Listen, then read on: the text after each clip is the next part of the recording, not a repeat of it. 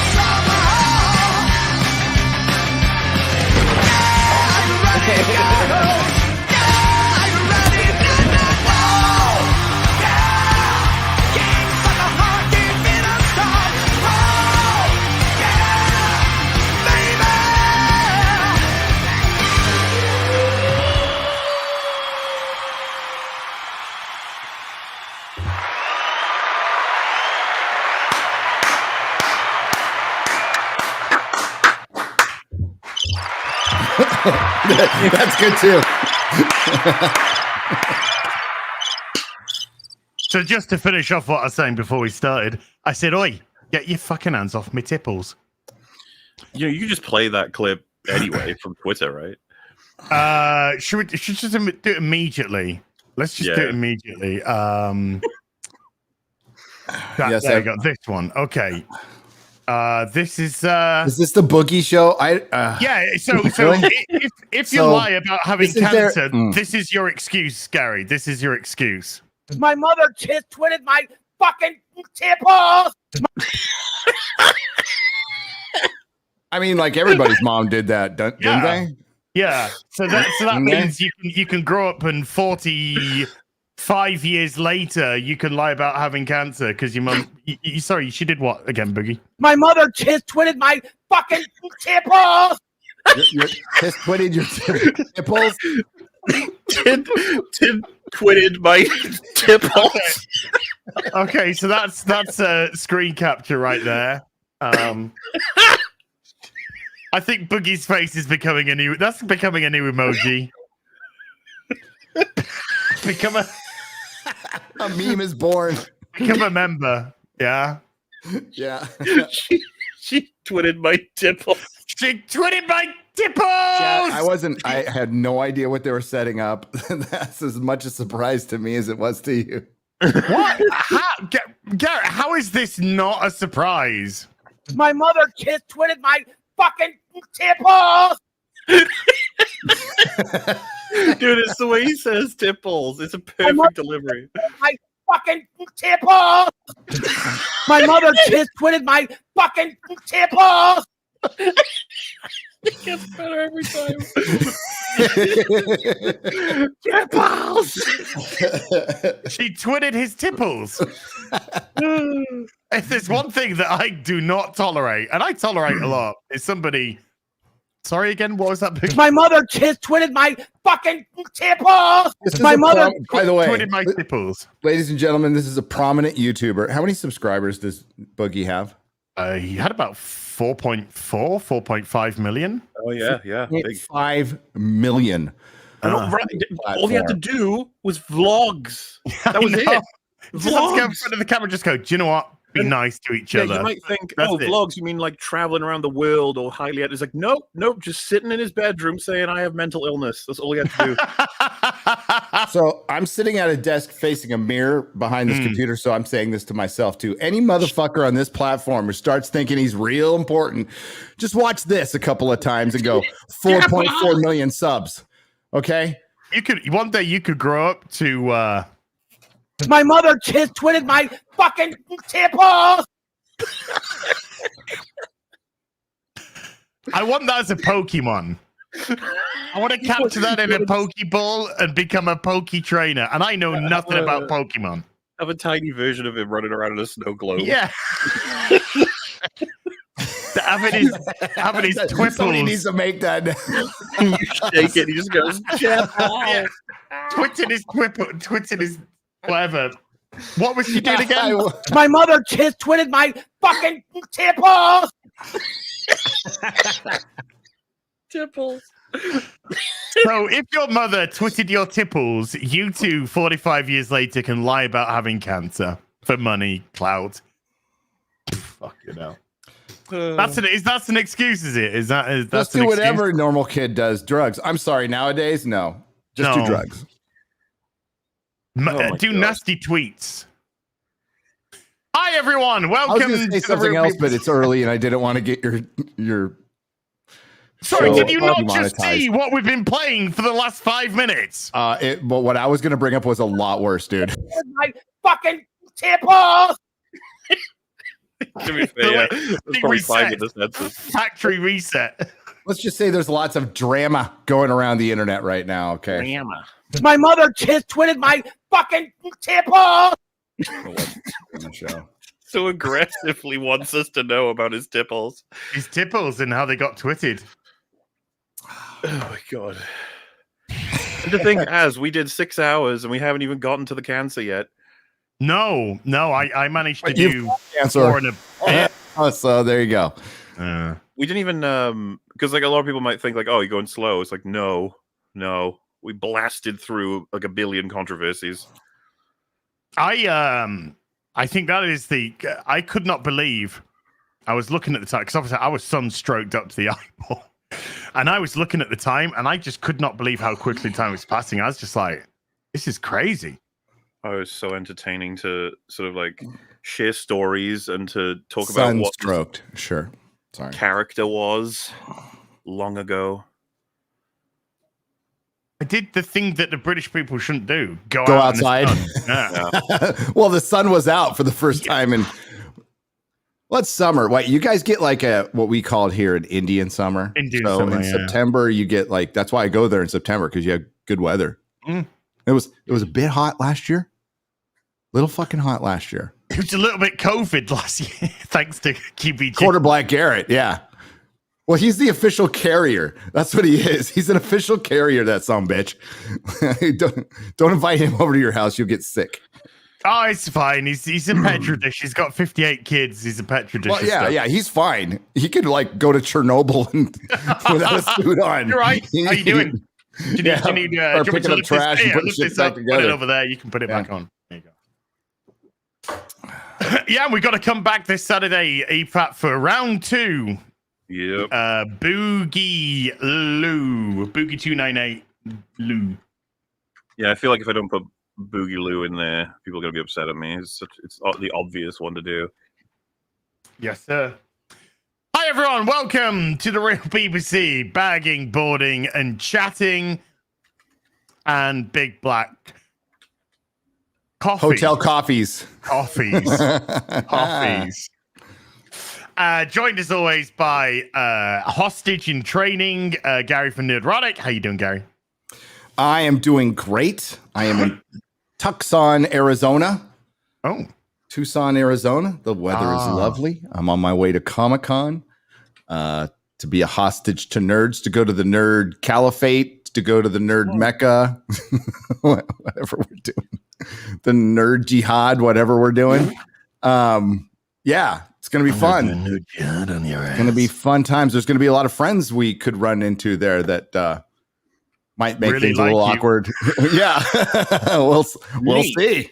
Leslie Headland. Yes. Who else? No, Alex Kurtzman and Russell T. Davies are doing a fucking panel together, dude. I'm not going to miss that. Oh, hell no. Dude, when they announced that, no. Like, the fucking Death of Sci-Fi panel. Like, what the hell is that? Putting those two together. It's the only time I'm actually going to try to use my press pass to get up front and get all the video of all of it. Yes. Uh-huh. Yeah. Let's fucking go. It's going to be death of the modern franchise. Cartesian Carl moment. Dude, if you get called a garbage human by Russell T, that would be amazing. Oh, I hope so. If I remember that. That was a long time ago. Was that a VidCon? Yeah. That was a VidCon. I went to a VidCon once. So did Boogie. Yeah, they're fucking lame. Boogie. Why didn't you call him Boogie? Why'd you always say Boogie? I don't know. I just always have referred to as Boogie 2988 as opposed to Boogie. So it's just part of my. You're not the only one. I was just curious if it was like someone said it to you and you were like, "Oh, that's it," or you like making fun of it, or No, it's like when I was a kid, we'd have the Boogie Man. Boogie. Oh yeah, So I mean, I was it's the Boogie Man, not the Boogie yeah. Man. So you're looking, it's like Boogie Man. Chat, a lot of people have called me a garbage human, including a judge. God, judges are so fucking judgy. I know, they're so judgmental. Yeah. We're also joined, of course, by Molly. Molly, how you doing? Hello. Oh, my life has actually been consumed by the Acolyte, which is the combination of a horrible TV show and a horrible human being. The Boogie light. 2 weeks, it's just been non-stop research editing, and I think it worked out. Got some entertainment out of it, and now I can relax for a day or two before we get more Boogie, Deadpool Wolverine, rest of Hot D, and then the eventuality of Rings of Power. So, you know, non-stop. Which, you know what? I'm not complaining. I just wish I could pause time here and there, just so I could complete stuff, you know? Just a little bit. Sounds like a complaint to me a little bit. Well, I heard saying. that this week's Rings of Power. I heard this week's House of Dragon wasn't that good. Oh, it's been controversial. I don't know if you know about this, Gary. It's lit up a fire on Twitter. Everyone's arguing over the ending scene. Though I feel like we're the only people on fucking Earth that are sane, because everyone's arguing over whether or not there should be a lesbian kiss. As opposed Okay, that's to, ridiculous. I know. I was like, that's not the problem. That's not the fucking problem. Okay, so in A Song of Ice and Fire, it is well established there are gay people, and it is somewhat accepted within some houses until it's time to get married. But even after you get married, if you go off and want to cheat on your wife, especially if you're a dude, if you want to cheat on your wife, whatever, nobody, as long as it doesn't get in the way of the succession, as long as it doesn't get out there, it's fine. The bigger sin is actually a brother marrying a sister, but the seven have looked away because they didn't want to be set on fire by Aegon the Conqueror. So but they don't like it. They seriously, there's a couple of groups that really don't like the Targaryens, and it is the Sept and the Citadel. So there is this big Maester conspiracy that might be, and so that's out there. But as far as there being a gay, there's lots of gay kisses in A Song of Ice and Fire. In Game of Thrones, it's in world, and there was in season 1 as well, right? With Laenor. No, and his, what we had a problem with, and I thought we stated it multiple times on the show, was it was totally that one should have it's that one that shouldn't have happened. It was stupid. It was forced, and Mysaria as a character is fucking terrible. Like, she's legit terrible. She's bringing down the show. I like the show, except scenes with her in it.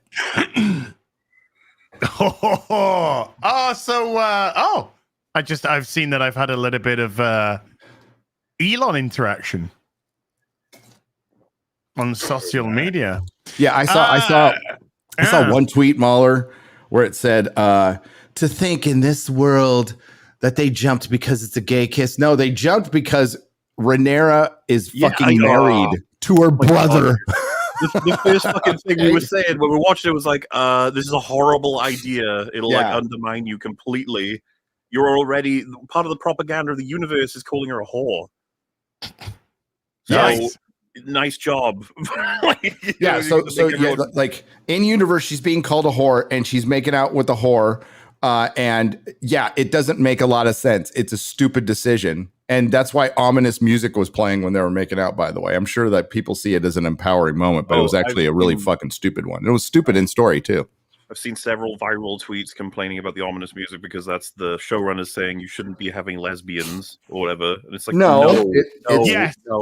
The queen is trying to fight a war for succession, and she's making out with a literal whore that she just met 3 days ago. Okay. Oh, God, it's so bad. Such a miss. Everything to do with Mysaria, man. She's like an infection on the storyline.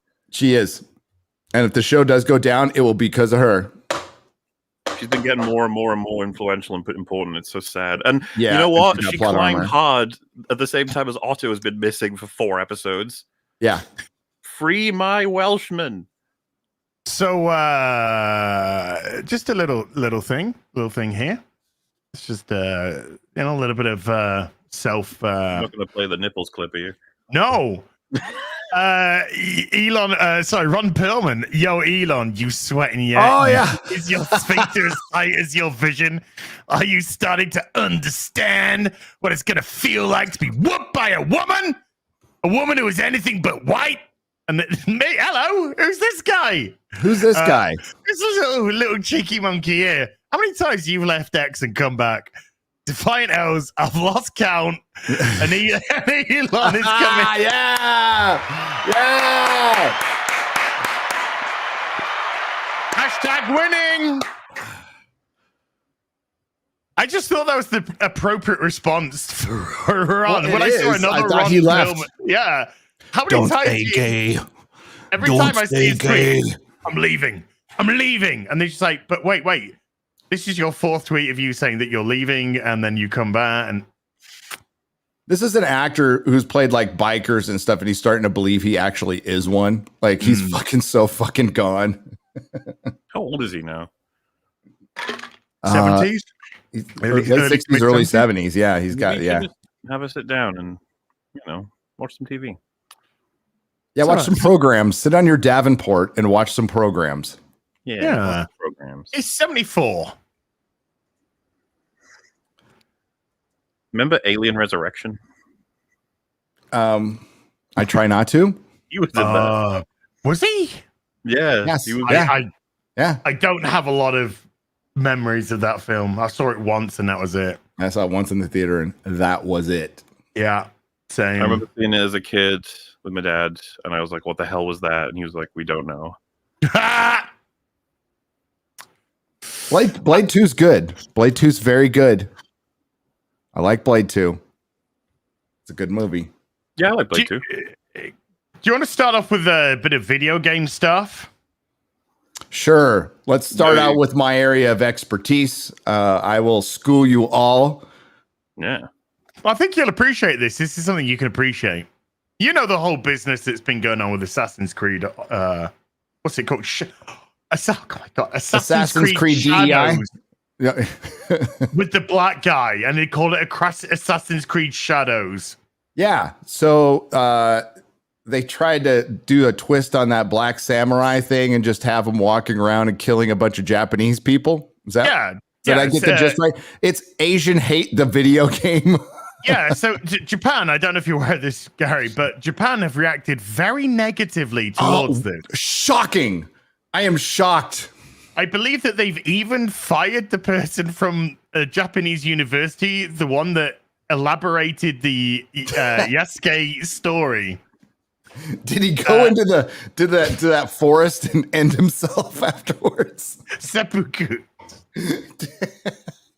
I think it's one of the Pauls was that. Yeah, I think it's a white guy, and they're deporting him as well. It's quite. I would. Thing.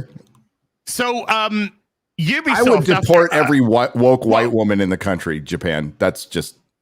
Well, Japan have been getting very including upset the about men. this game. There've been a lot of people have been speaking out. A lot of traction's been got by some of these, vocal. What should we call them? Detractors. And Ubisoft have decided to come out with a statement for Japan about Assassin's Creed San Francisco. So here we go, and it's quite funny because it. What? Assassin's Creed San Francisco? I'd watch that. I'd play that game. I mean, that's where you're black and you just go around fucking killing Asians, isn't it? Yeah. You get on Muni and you start beating the crap out of them for their phones. Yeah.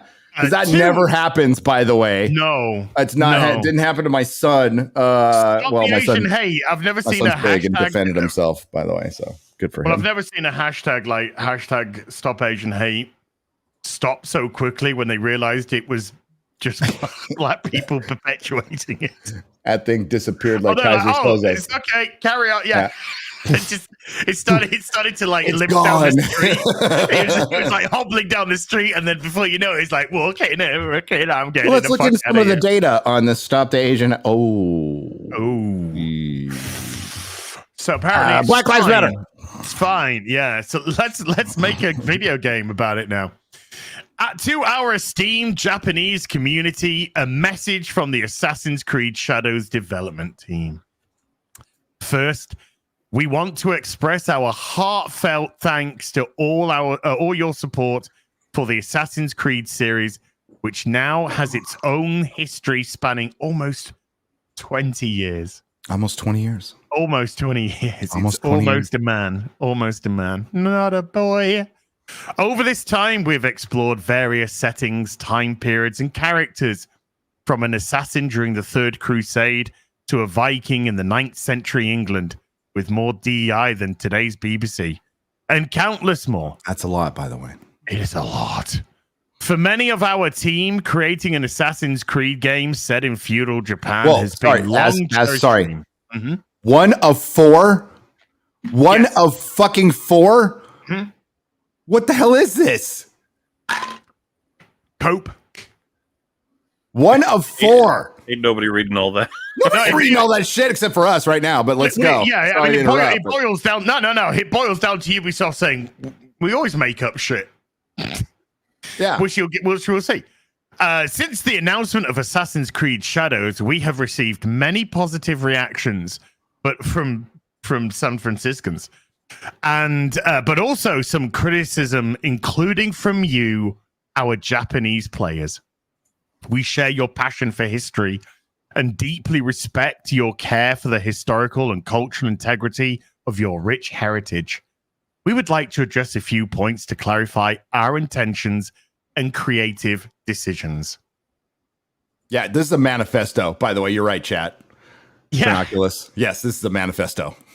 We have put significant effort into ensuring an immersive and respectful representation of feudal Japan by placing a black male character as its...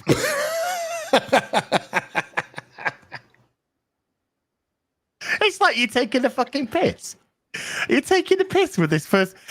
However, our intention has never been to present any of our Assassin's Creed games, including Assassin's Creed Shadows, as factual representations of history or historical characters. Instead, we aim to spark curiosity and encourage players to explore and learn more about the historical settings we get inspired by placing a black gay main protagonist as our lead character in this feudal Japanese video game. Again, the Stop the Asian Hate hashtag did inspire some curiosity, and that's why it stopped. Yeah. It did spark curiosity and people learning about historical accuracy. Assassin's Creed Shadows is first and foremost designed to be an entertaining video game that tells a compelling historical fiction set in feudal Japan. Our team. So I've just gone Japanese crazy. Yellow fever. Our team extensively collaborated with external consultants, historians, researchers, and internal teams at Ubisoft Japan to inform our creative choices. And that's why we decided to have a black gay male protagonist as the lead for this game set in feudal Japan. Wait, he's gay too? Yeah, he can bum people. Wait, yeah. he can have sex with men. It's like the power you unlock. Yeah. It's in the skill tree. It's on his tool belt. Yeah. Should I go for 2% extra agility or bum a man? Okay. I'll go with the other one. Thank you. I got plenty of agility. Let's go with the dude. Despite these sustained efforts, we acknowledge that some elements of our promotional materials have caused concern within the Japanese community. For this, we sincerely apologize for placing a gay black male protagonist as the lead in the feudal Japanese game. All game footage. Oh yeah, and did you hear the hip hop Japanese when you're fighting? No. Morley, could you find his? They did hip hop Japanese. I'll find it. Does he fight people with basketballs too? as I am I'm more out of the loop on this than Gary is. I know nothing about Assassin's Creed. Okay, let me just start that for a second. Let's go Assassin's Creed Shadows. I played the first one back in the day, but I didn't pursue it further than that. I found them incredibly boring, the lot of them. Well, there you go.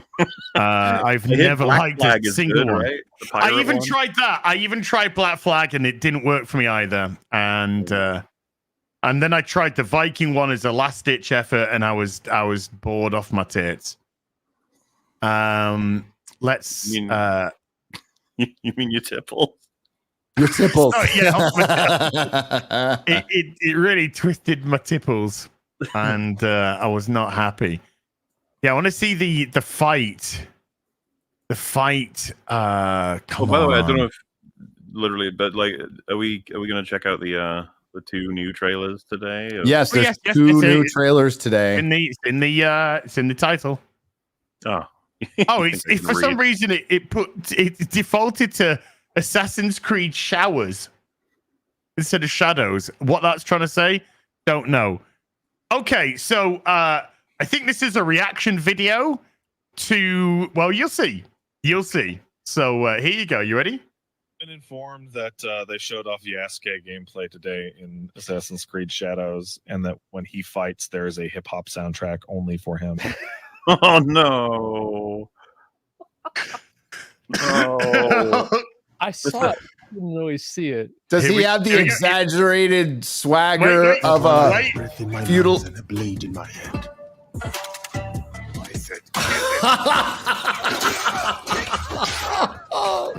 Why do they keep doing this Brought shit? to you by. Oh no! With them, they turn on the hip hop channel. What is Ubisoft Cracker? What is this? I think it's really authentic if we just do hip hop Yeah, with the gay black man in feudalistic Japan, because he's got the exaggerated swagger of a gay black man in feudalistic Japan.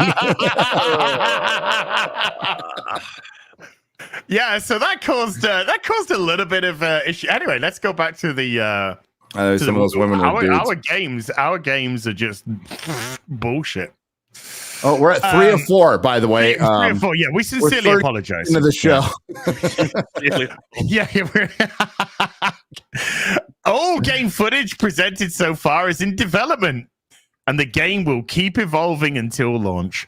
Based on the constructive criticism we have received, we will continue our efforts until we put this game into your hands and beyond. I imagine beyond being the bin. That sounds like a threat. We also want to clarify that while we have been consulting with many people throughout the development process, they are in no way responsible for the decisions. Oh, so that means there's consultancy firms then. There'll be Sweet Baby Inks and Black Girl Gamers and all of these kind of people. Yeah. The in-house consulting firms that they have, plus the third-party ones, they just want to double, triple DEI this stuff. Yeah, well, the in-house ones get the consultancy money to get the outsourced ones because it's all a fucking it's like scam. Elf. I got my best writers here. What do you need? We need another writer. They are in no way responsible for the decisions that are taken by the creative teams in the interests of gameplay and entertainment. Consequently, we respectfully request that any criticism not be directed at our collaborators, both internal and external. No. People will quite happily do that. Thank you. Oh, wow. You just made sure they will. Yeah. Creative liberties and historical inspirations. While we strive for authenticity in everything we do, no. You actually said so yourself.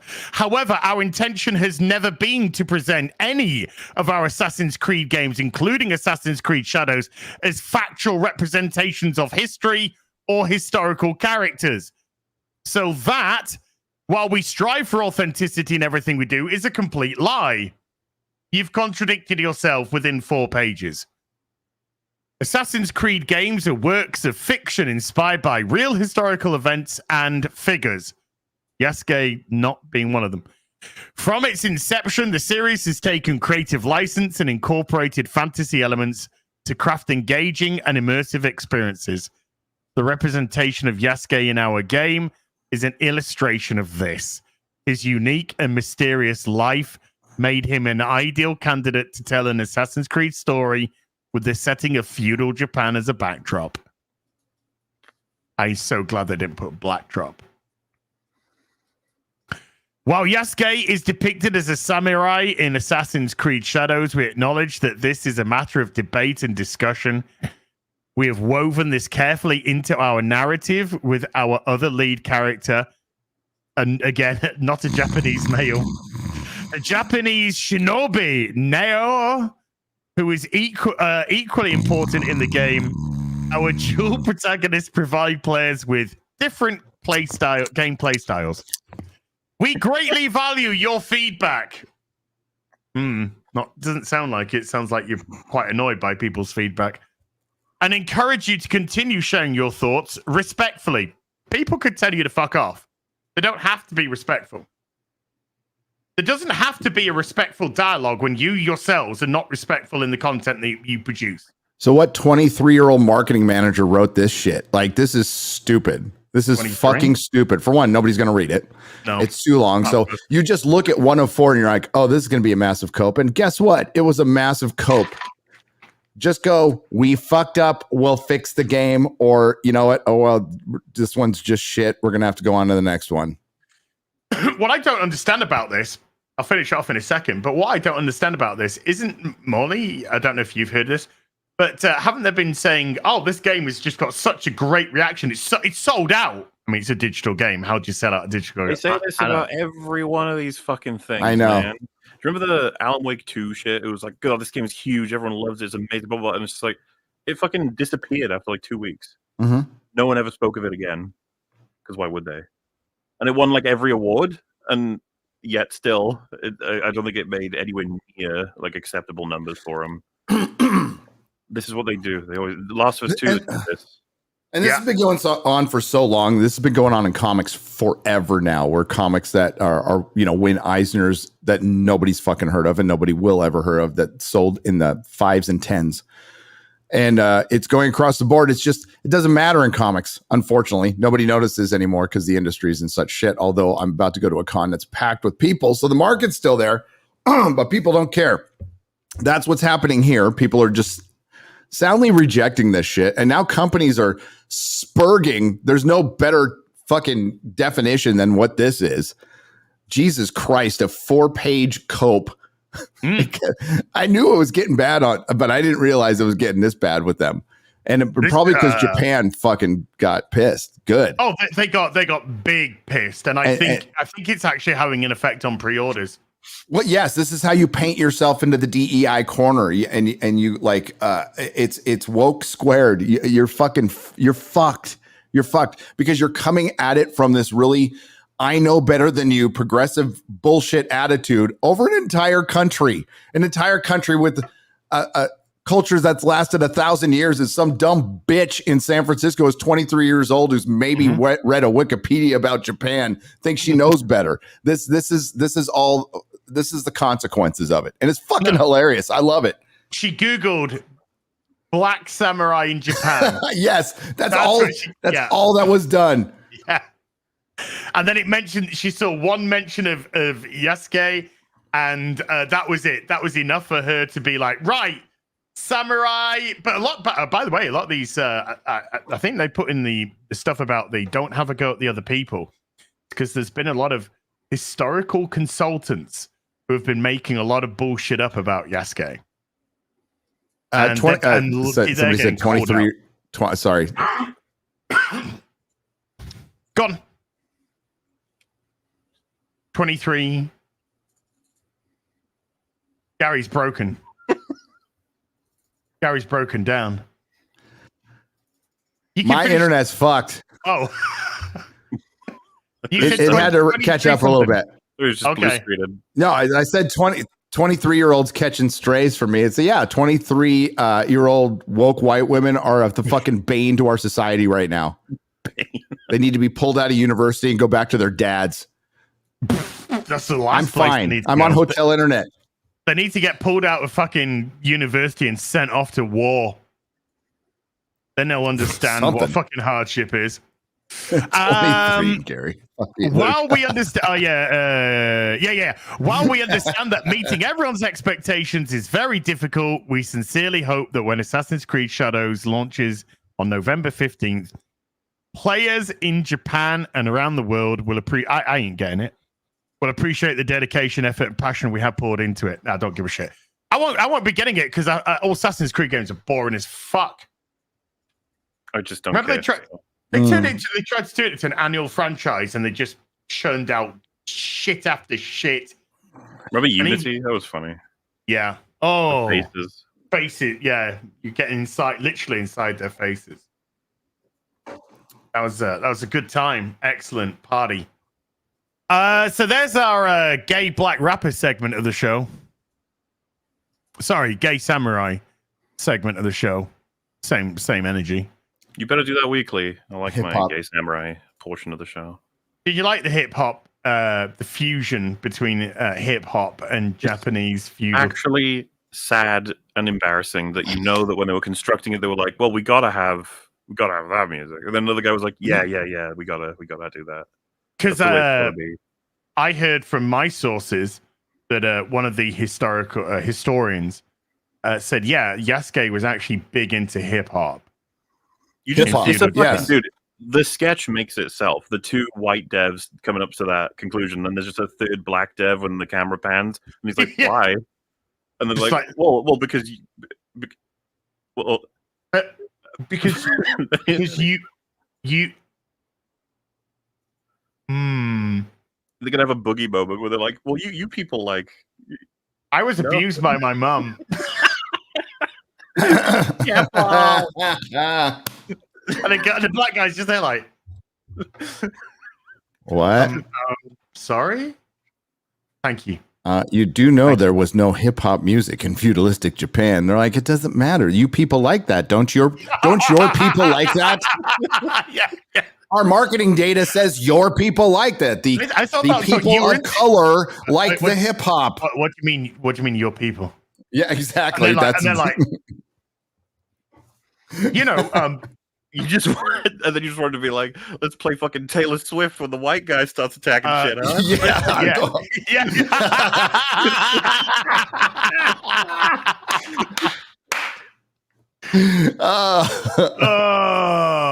And then they just they just complete and utterly run out of ideas about what to do with the guy in the room, and so the dev just does this. My mother just twitted my fucking temples. My mother just twitted my fucking temples. It's a bold strategy, Cotton. It might just pay off. It is like it feels like we are living in an actual real life representation of The Office nowadays. I was just telling Mueller this morning. Simulation theory is no longer a theory, ladies and gentlemen. Oh yeah, I was telling, I was like, we live in a badly written TV show at this point. Yeah. Like, it's so embarrassingly stupid. It's bad that there are certain clips and events that take place where I'm like, if this happened in a TV show, I would send you it back saying you got to write better than No, this. you get a note going, yeah, that's a little too on the nose. This is a bit silly. Can we get a rewrite? Second one? Yeah? Second go on this? First draft instead of your random thoughts splayed onto a page. Yeah, please. Would be nice. Thank you. Okay, which trailer would you like to go for first? Would you like to go to Deadpool? Okay, chat. Which would you rather see? Would you rather see the Deadpool? Okay, which trailer first? Okay. Although thinking about it, which? Ask the question. No, I don't want to place a fucking advert. Which trailer? I hate that shit about the back end of YouTube where it's like, you should place ads here and here and now and do it now, and you're like, fuck off. I'm fine. Let's go with Deadpool. Yeah, they really want us to put the mid-roll during live streams. They want that shit to happen so bad. We It's like count ourselves as lucky that they're still asking us. For now. That's not going to last for long. For now, they won't be asking us. Just like when you fire up your Netflix in about 3 years and you start seeing ads and everything and you have no choice. Same thing happen here. Yeah. Believe me.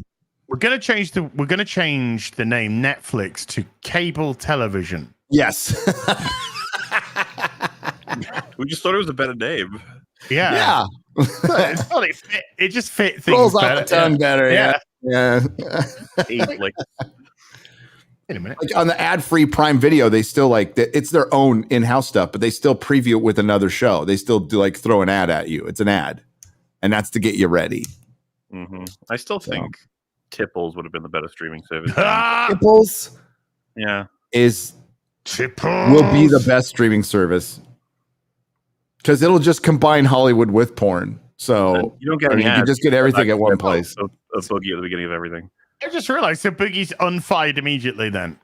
Or is this on the stream that he was fired? Keemstar's latest logic is that if they punish him enough, he should be allowed to return. Oh, don't we have hey, I haven't seen the Rebel Moon trailer yet. Oh my god, yeah. I don't even know if you can show it. It's got some strange shit in there for the R-rated. We were right, by the way. There is a whole Admiral Noble gets sexed by a tentacle monster scene. Like I don't know why Zach needed it, but you see a lot of it in the trailer. Yeah, he looked at some Escher stuff, I guess so. That's the feeling I'm getting. I saw one image, right? I mean, Giga, not Escher. So this is actually with VIGOR.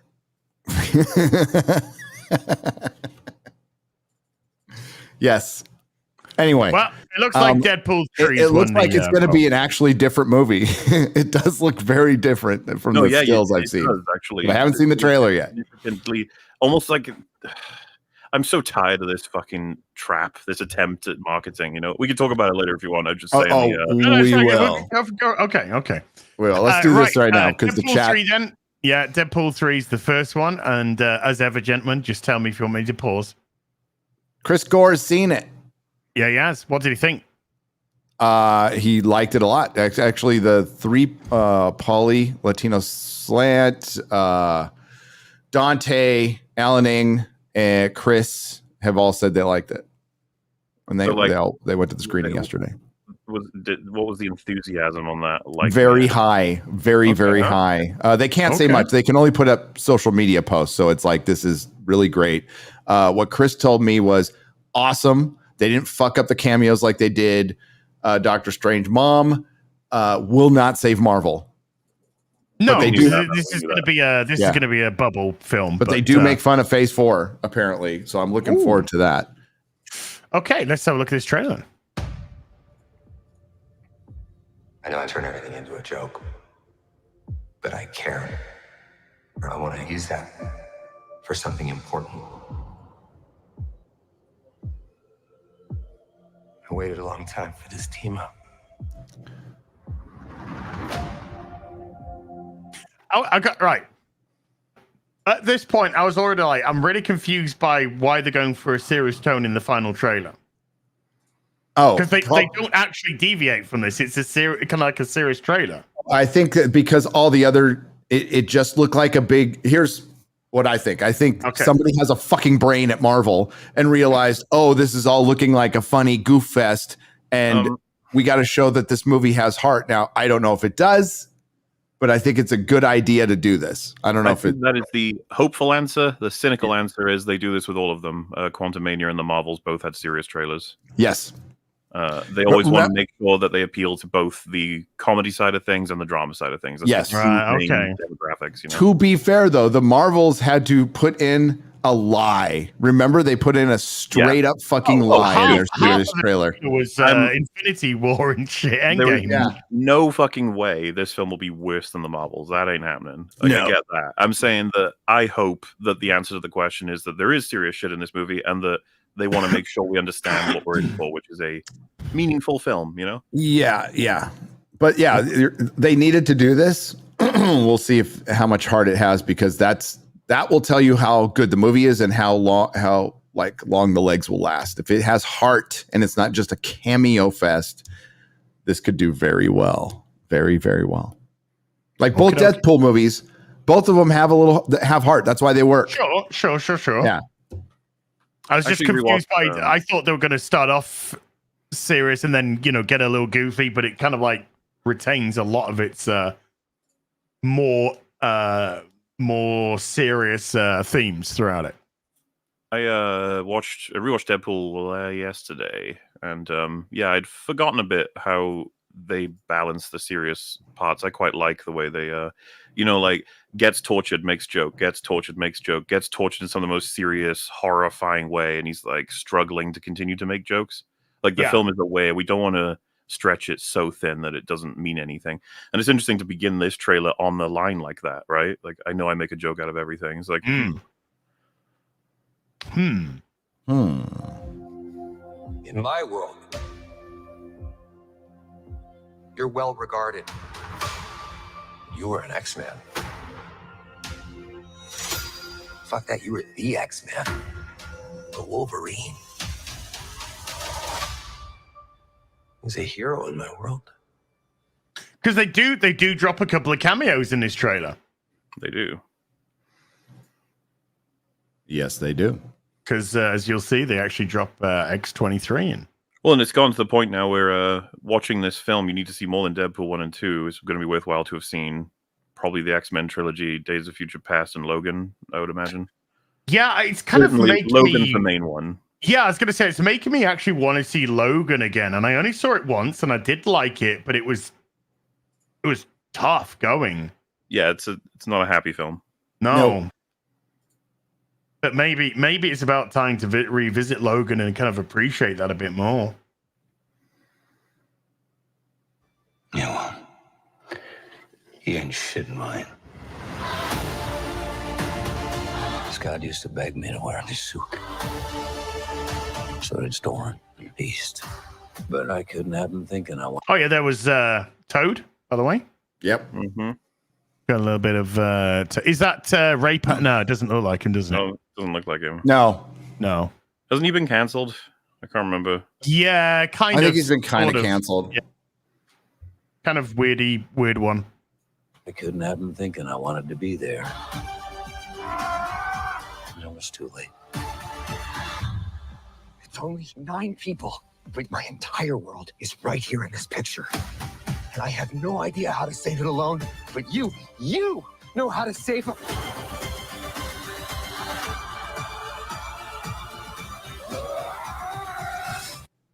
I mean, I do like. I do want to see a bit of this Sabretooth. It's Logan. cool they've got the same actor back as well. Yeah. From X-Men 1. From the Fox. Yeah. Not Liv Shriver. I didn't hate him as Sabretooth. He's just like, it was the writing. I would rather blame.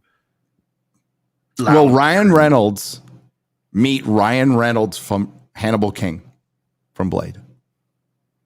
Oh, I don't know. Maybe that would be fun. Though you do wonder, like, let's say we were fucking controlling this. It's like, how many cameos is too many? Like, I don't know. If you were gonna have it, you would have him. You'd have Hannibal say something, and then you'd have Deadpool just go, "Oh my god, I do play the same character in every film." Yeah, it's like Jesus Christ, like, this guy never shuts up. That would be pretty. That would be pretty funny. There's a lot of cameos in this. Whoever you think I am. Cassandra Nova. You got the wrong guy. X-23. Yeah, X-23, yeah. Fresh off from getting lightsabered face, neck, and chest. You were always the wrong guy. Till you weren't. Are you ready? Oh, yeah, we got a... Is this Blake Lively? The assumption is yes. Yeah, I reckon it's got to be, surely. She takes a mask off, he's like, oh! Now, if it's fucking Ryan Reynolds' face on a woman's body, would be fucking hilarious. It would be. It would still be good. Yeah. It would be so good. Either way. And it wouldn't be that difficult to fap either. It'd be okay. No. Oh, shit. It's gotta be Blake, surely. If it's Sydney Sweeney, oh damn. Oh, I don't know if it's racked That up might- enough. Yeah.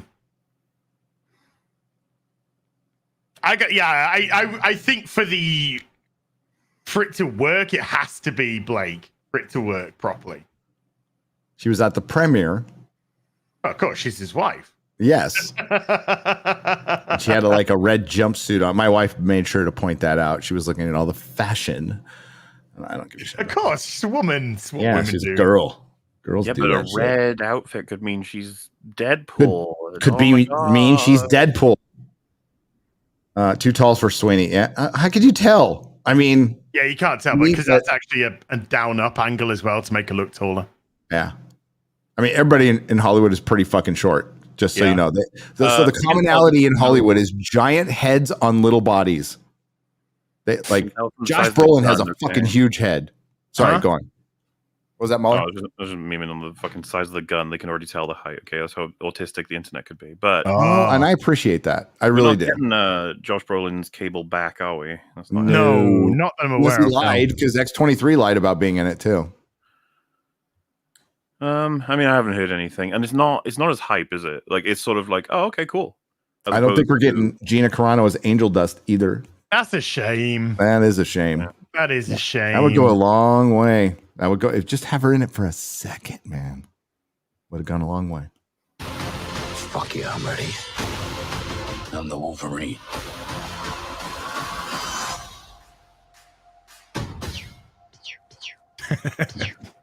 Stop it.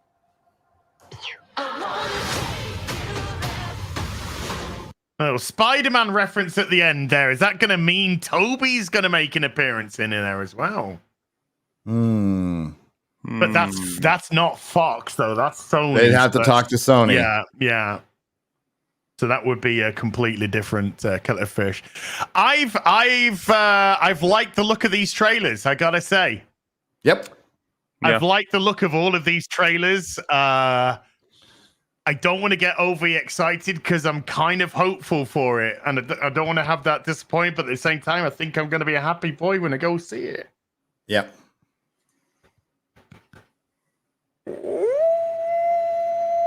No, don't want to add anything else to that. No, I mean, it's all that's left now is to see it. Are you curious? Black. I got that one slabbed, baby.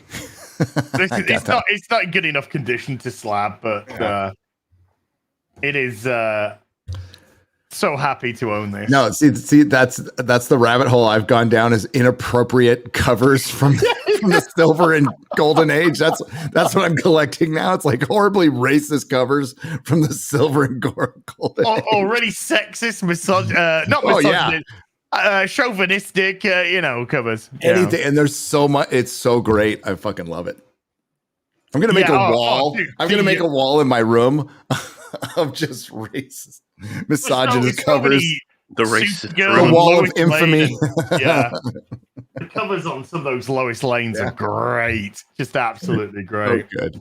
And Jimmy Olsen ones. Well, Superman's just always being a fucking asshole to Jimmy Olsen. They're expensive, but there's a couple of young allies, which are like the Teen Titans of Captain America, right? It's like Toro. It's all the sidekicks. Bucky. They're fucking terrible. Oh god damn. I'll see if I can pick up. I'm looking for a couple of them at Comic-Con this weekend. If I find them, I'll show you. This is bad. By the way, I'm wearing a t-shirt that you and Melissa got me. All right. Look at that. It's a what anchor? It's a what anchor? What anchor? What anchor? Wanker. What? Just because you're on holiday doesn't mean you can abuse our friendship. Yeah, that's really messed up. Is that rude? Good. I'm on holiday from Manners. Okay, Joker trailer. Let's go. Let's go. Let's get balls deep into these. Let's get hit by Warner Brothers because they're fucking retarded. Yeah. No problem on the other trailer. This trailer, 2 seconds. Stop. 2 seconds. Stop. Now, don't worry, chat. if we do get copyright struck for this, I'm just gonna have it removed. So our little thing at the beginning, we're gonna get copyright struck for fun, is just gonna cut immediately to, well, what did you think? So the question remains: Yeah, is this all in his head? Wait, is this if this all gets cut? Should we wait to say anything until after the trailer? no. Okay. What? I mean, they'll miss all that if it all gets cut. Yeah, idiot. This is why you got to tune in live. Well, I mean, it's easier for everybody, isn't it? Because you get to cut a chunk clean if we just watch the trailer and then talk about it. Okay, we could do that. Do you want to do that? Yep. Let's do that. Let's do that.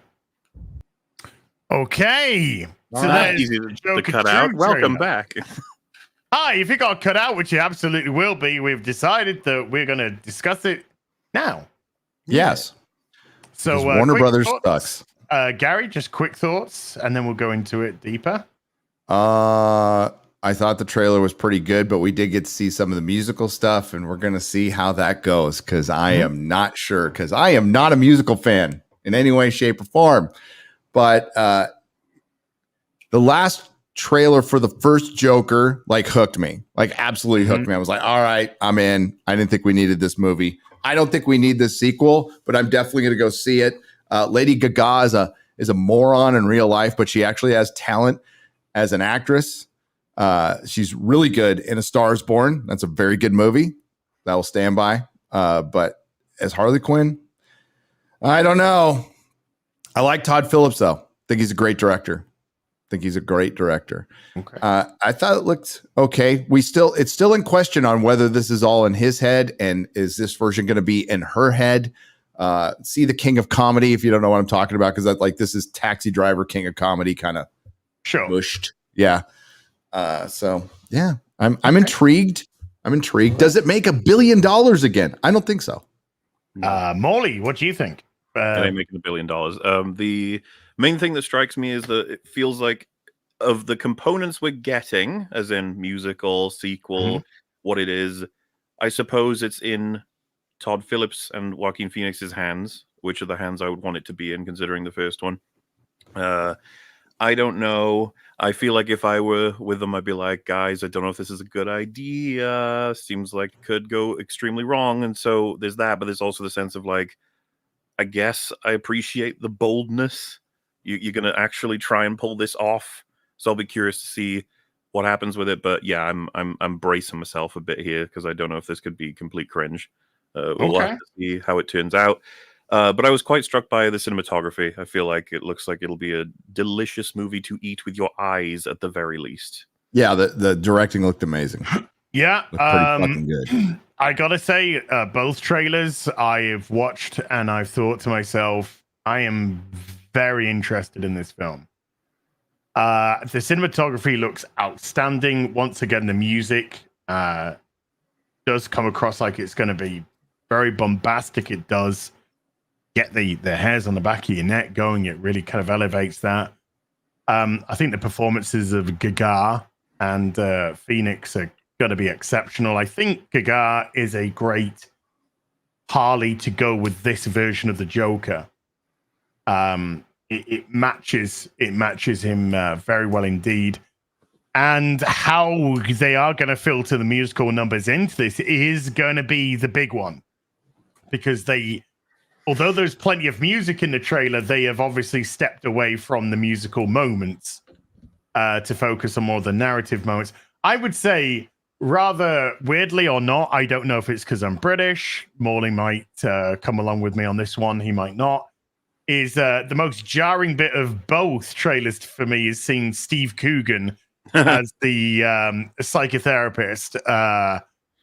That sort of like took me out, took me back a little bit. He is someone who I feel like has the trouble of having to break out of like Alan Partridge or just strictly comedy related stuff. Seeing him, you're like, whoa, you're in a movie that's like I mean, I was struck by Brendan Gleeson as well. I was happy to see him. I always like him in everything. Yeah, love to see Brendan. That was Gleeson awesome. there. Yeah, love to see Brendan Gleeson there. He's a phenomenal actor, and I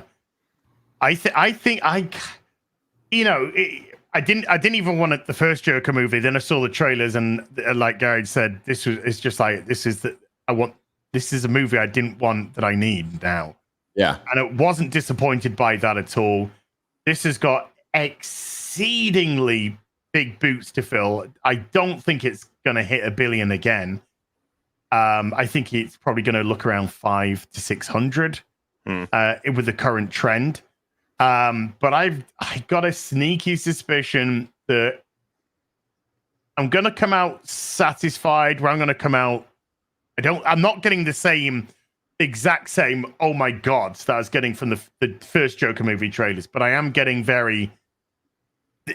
this feels different. It feels like they are taking something in a bold direction, and it definitely seems to have a vision, and the right people are in charge, and I'm okay. You know, I'm sort of confident that I'm going to be like, yeah, that was a decent film.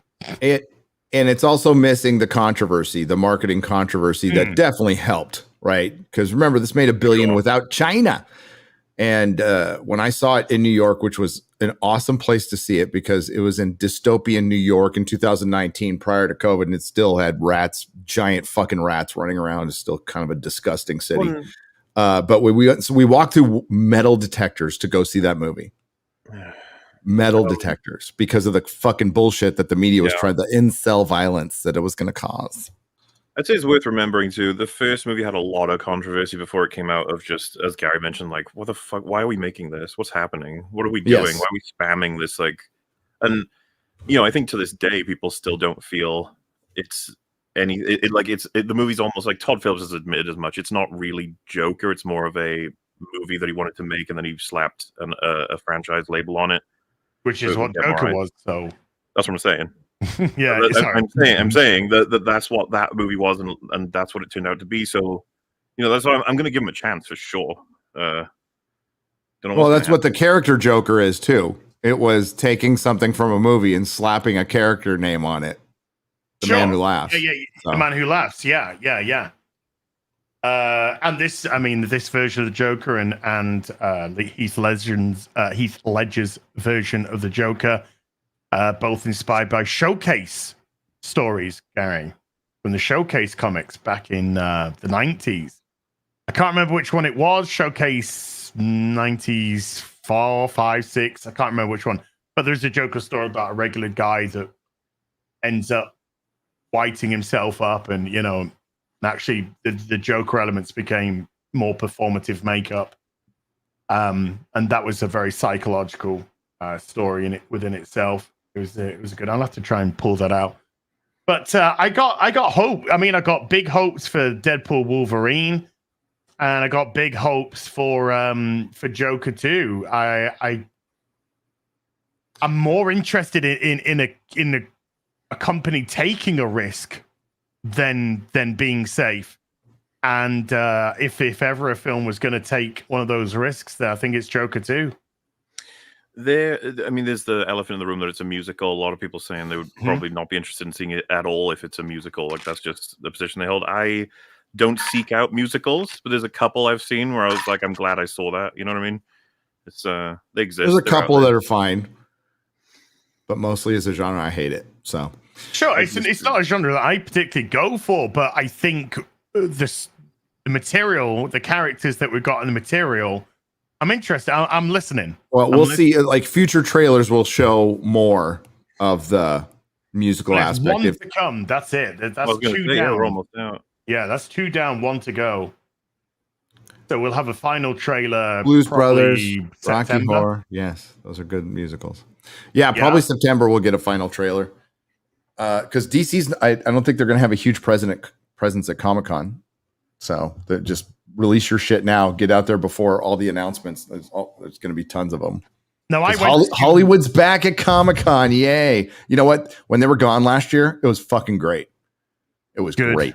Get them out of there. Yeah. So anyway, I went to the Manchester on Friday. I went to the 85th anniversary Batman exhibition that they're having on. It's a bit of a worldwide tour right now. All the props and items and costumes, etc., are from the films itself. They're not replicas. That is stressed. And this was one of the costumes. It was actually Joaquin Phoenix's Joker costume. And yes, Joaquin Phoenix. Joaquin Phoenix. Joaquin. Joachim Phoenix. Joachim. Joachim Phoenix. Pierce Bronslin. Bromblem. Pierce Bronslin. Piers Morgan Bronslin. The Tower of Baron Dewar. The Tower of Baron Dewar. And yes, he is a small guy. He is a small guy. Yes, they're all tiny in Hollywood. They're little people with giant heads. So, but it was wonderful to see this one. It was really, really good to see this one. So yeah. I did enjoy that, but it's wonderful exhibitions if you're in the UK. I haven't gotten a 1/6 scale of that. I still need that. Oh, right. Okay. I'm glad that you brought that up because there are only third-party ones that you can get of those. Yeah. Yesterday, Hot Toys announced Joaquin Phoenix Joker.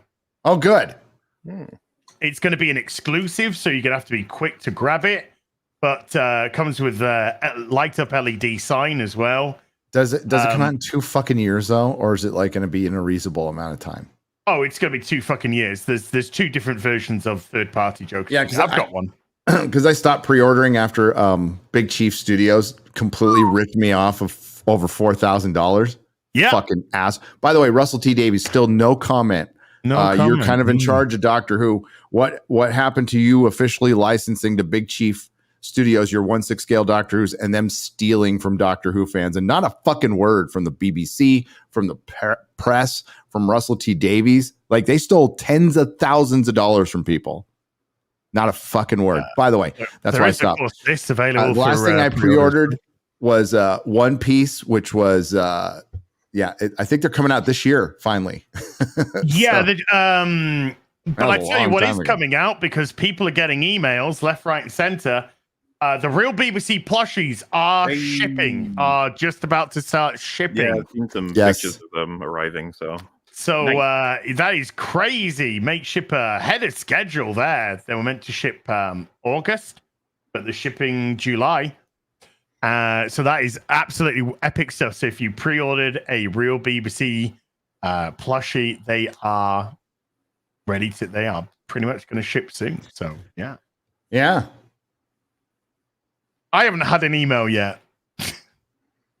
I don't know if I've had one in the last 24. I drove for a day. Okay. I fucking love it. By the way, driving through the Great American Southwest is one of the, like, if you're not from this country, that's something you need to do. Rent a car, drive on the correct side of the road, and go through the American Southwest. It's beautiful. We got fucking stormed on in Texas. We got out. I didn't know, like, I was unplugged all day. It was wonderful. It was fucking wonderful. I was just listening to music, talking to the wife, checking out the great. We emerged from these giant storms, and then it was like a fucking painting of the Southwest, like all the big clouds. Right when you get out of a storm, and like this fucking rainbow. It was like fucking beautiful, man. God dang it, I love it. I almost this is good. I don't need to go to San Diego now. I'm good with this trip. Well, I'll be popping over to. I'm covered in paint. I've even had a shower, and I'm still covered. No, when you come over here, we're getting a motorhome, dude. We're gonna go on Asda's World Tour. It'll be fun. It'll be interesting. It'll be a musical. It'll be a musical. We'll write our own songs. At night, you can twist his tipples.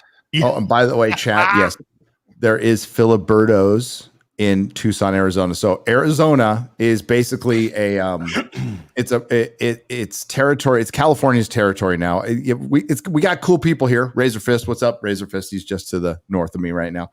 But you can't count your votes. You can't vote for a governor, and you're pretty much California now. The only thing Californians should be allowed to do if I became king of the world, the first rule will be the only thing Californians are allowed to do is open up Filiberto's, Alberto's, or Juanita's restaurants around the world. That's it. You are not allowed to do anything else. Speaking of trying to tenuously hook back a topic we just brought up, Russell T Davies. Yeah. Who's doing a panel with Alex Kurtzman at Comic-Con? There seems to be a lot of negativity as regards to future Doctor Who. Dude, he has killed his reputation with the people who loved him. Not just us, like not even in the sense of we went from thinking he was a worry to terrible. He's killed people, like people who thought he was unstoppable now think like he's kind of shit. Isn't it strange? We're at this point that we hit it with like Star Wars and Doctor Who kind of simultaneously. It's like the last hangers on of hope, or the people who just refuse to fucking see. Watch The Acolyte and watch that unnecessary fucking season of Doctor Who. Like, this is post-mortem Doctor Who still. And it's finally this when they realize, oh, he had no intention of making a point at all. He just wanted to come back, get a paycheck, push diversity and no story, to where even the people who fucking hate us, they have to admit that it sucks. There's a lot of normal quote unquote people making videos that are like, wow, what happened to Star Wars? Wow, what happened to Doctor Who? Sort of stuff. And it's like, did nobody ever see this sort of cover that you just turn to the left and see like a huge fucking set of corpses of canaries? Like, we were telling you for a while. Dude, somebody needs to make a meme of that, of just like the corpse of the mountain of canary corpses should be bigger than the mountain that the cave is in. Okay, that's where we're at. It's like there's thesis, there is research has been done. Watch Mahler's videos, Az videos, Geeks and Gamers videos, my videos, Drinkers videos, everybody, Culture Casino, Hypnotic. Watch everybody's videos on this shit. And we've been doing it for years, and it's nice that you're coming around. That's good. But this is the situation we're in. And again, Star Trek Discovery ended at the same time. All three of these things were relatively on around the same time, within a couple of months of each other. Nobody even remembers Star Trek. And that's what's in store for Doctor Who and Star Wars. Disney Star Wars. I dead named Star Wars again. I got to stop doing that. Disney Doctor Who as well. Disney Doctor Who. So there's a Deadline article. There's a giant Cope Deadline article out there as of Russell T Davies. Like, was this big gamble worth it? Disney spent a lot of fucking money. So what was the amount? It was 100 million? 100 million for 2 seasons. So it's not like a Acolyte series or anything. But I mean, still a lot of money. 16 episodes a season. So we're still looking at like 8 million a fucking episode. Yeah. For a Doctor Who episode, 8 mil? Insane, man. You kidding me? Honestly, you'd almost want to impose, if you're taking over a Doctor Who season and they go, you have $10 gajillion, you might want to be like, maybe we'll try and restrict ourselves on at least one of them. Let's see if we can do one for 1 million. Wouldn't that be crazy? Let's do $1 million an episode. And even that, I think, gives you so much license to do. So we can have an episode where the white folk would rather die than go with a black doctor. Yes. We are like staggeringly at the point of money being so fucking wasted that people don't even know what to do with it. They have to. That's the challenge of the artistry now, is to find ways to spend the money. Because you guys know how it works, right? If you don't spend the money, then next time you won't get as much. Yes, it's like councils. Yeah, the government, basically government. Budget. Yeah, you don't use your budgets get lowered, and so they just squander budgets to go, oh, yeah, spend all my budget. Hence why they'll be like, this coffee costs $10,000. Yes. Wait, what? Yeah, it's looking bad in terms of reaction to the series. Nobody watched it. It didn't, in any capacity, chart for Disney, and it has been received. Particularly that finale was received exceedingly negatively. I understand how naive this is, right? I get that, but they had their chance. Bringing back Tate and Tennant, could have had a very serious season, not just a specials, a season of stories that relate to, very meaningful payoffs that relate to those two characters, and understanding that the regeneration system is having difficulty. Something's wrong within the Doctor to go back to a face like that, not because it's celebratory or happy, but because something is wrong. And you could work with the experiences that the Doctor's had. Obviously, fucking retcon, flux, timeless children, get it all out. Mm-hmm. Make it clear from the get-go. The Master's been fucking with the Doctor's perception and possibly his biology in some way, shape, or form that fucks with regeneration. It was the run-up of the century. You could have really great payoffs, loads of emotional moments, and then you bring in the new Doctor after him. This was a sort of like, we're sorry, and in an in-universe repairing, right? Like I said, I'm not naive enough to think they would ever do it. Or go with me on this. You could have a short black gay Rwandan guy who meets a policeman in the first episode after he's just left a gay bar and told him that he's just had a thumb inserted up his ass in that bar. I would love to see the universe where they did something that wasn't shit, and just to see where Doctor Who was, because this was what it used to be. No, going back and watching Matt Smith Doctor Who, and how earnest it used to be, and how well produced. The music's better.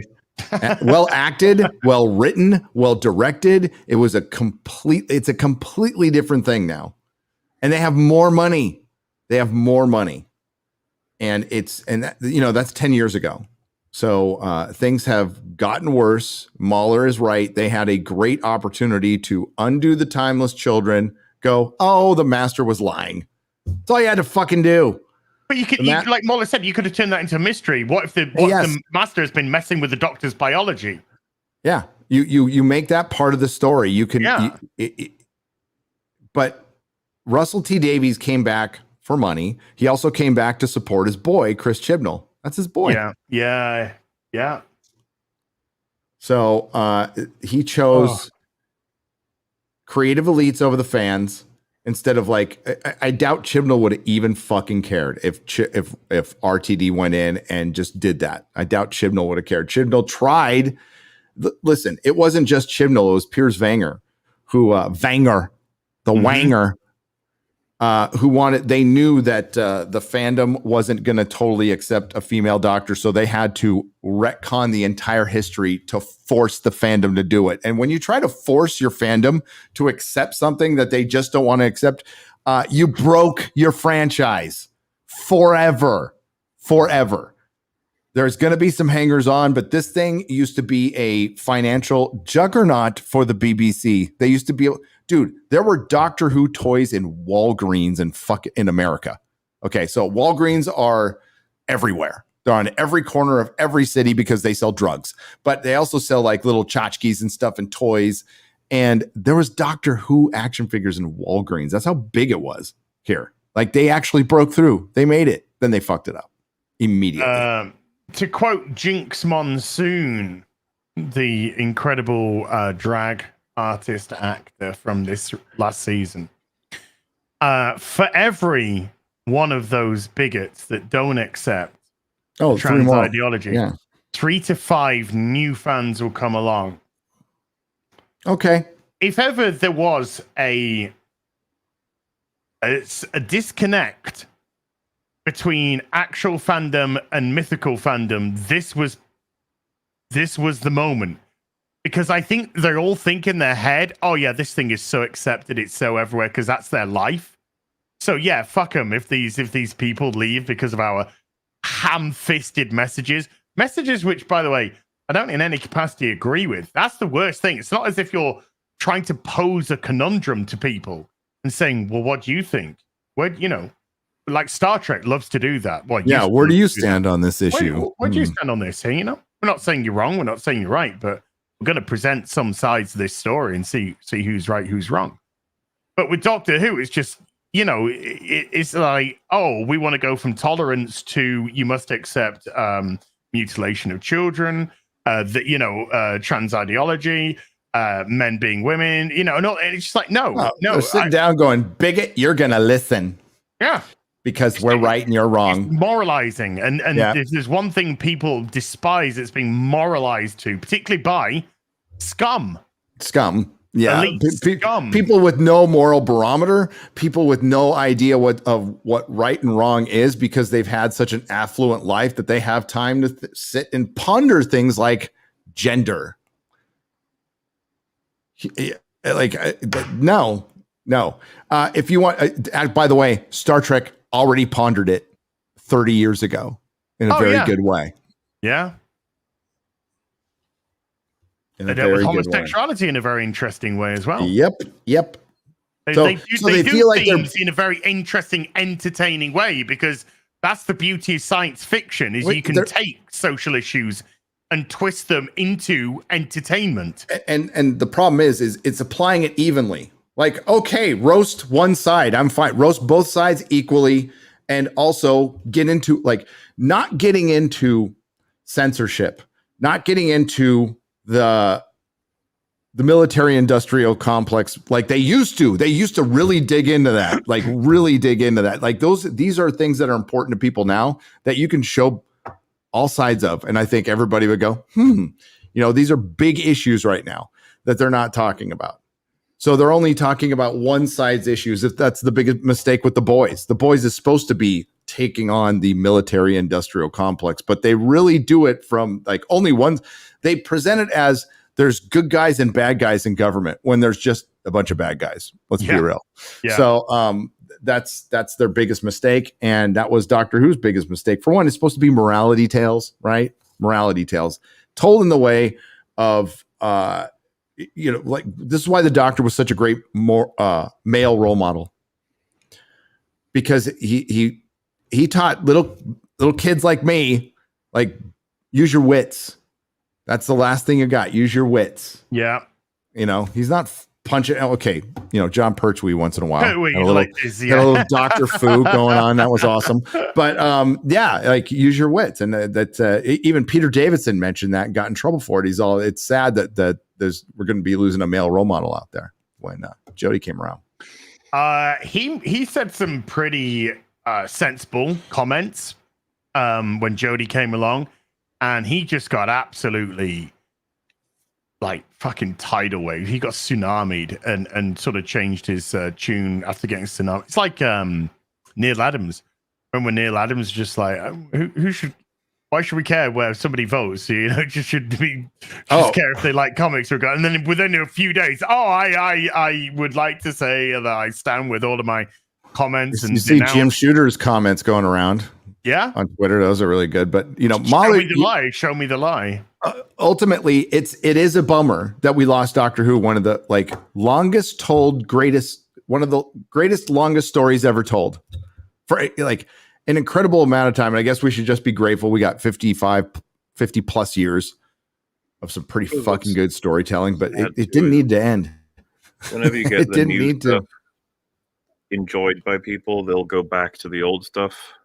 That old stuff's still there and can be, pointed to, but there is no new stuff to bring in new people to send them to the old stuff. That's not happening. That's not happening anymore.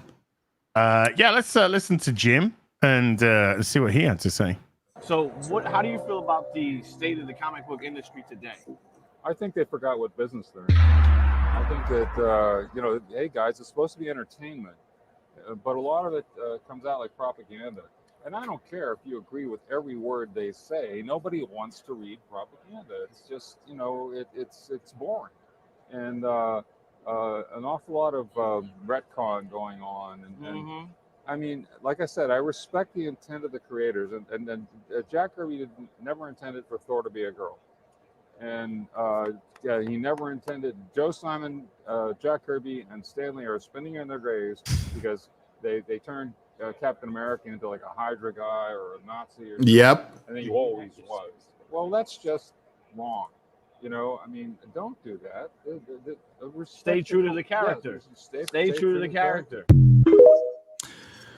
Yeah, just a reminder, Marvel turned Captain America into a Nazi all along. He was a sleeper agent. Let's not forget that one. And that's absolutely based and is true. And the people out there going, Jack Kirby wouldn't agree with it. Yeah, he fucking would. Yeah, he fucking would. By the way, Jack Kirby did fight Nazis. Like a lot of those old school guys actually fought Nazis. Who came up with these characters actually did shit in life, and the generation that came after him still did stuff in life somewhat. Went out and had jobs, had life experience. That's what made them better writers. Are you saying today that they don't go up against that horrible Nazi white supreme bunch of people on social media? Every day they're fighting. They just as we're veterans of the meme wars, they are fighting Nazis every day on Twitter. and they have done their time. No, we have a bunch of writers and producers and creatives in Hollywood right now whose only life experience is watching TV shows. Watching, not even reading books, watching TV shows. Not reading comics. It's not reading comics or not reading books, especially the people who are trying to justify some of the insanity around House of the Dragon right now. It's like you did not read the books, like, at all. Okay. House of Dragon fans are fucking all over the place right now. I don't know. Yeah, it's a little weird. Well, I'm gonna say the second season not as good as the first so far. It's got a banger episode in it, and I've liked a lot of it. But if you want me to compare the seasons, season 2 is not as good as first. But we got to see how it ends. Yeah, we got to see how it ends. Okay, that's not as good as season 1, but is it still good quality? Yeah, absolutely. Dude, the quality is pretty. Aside from Masseri, right?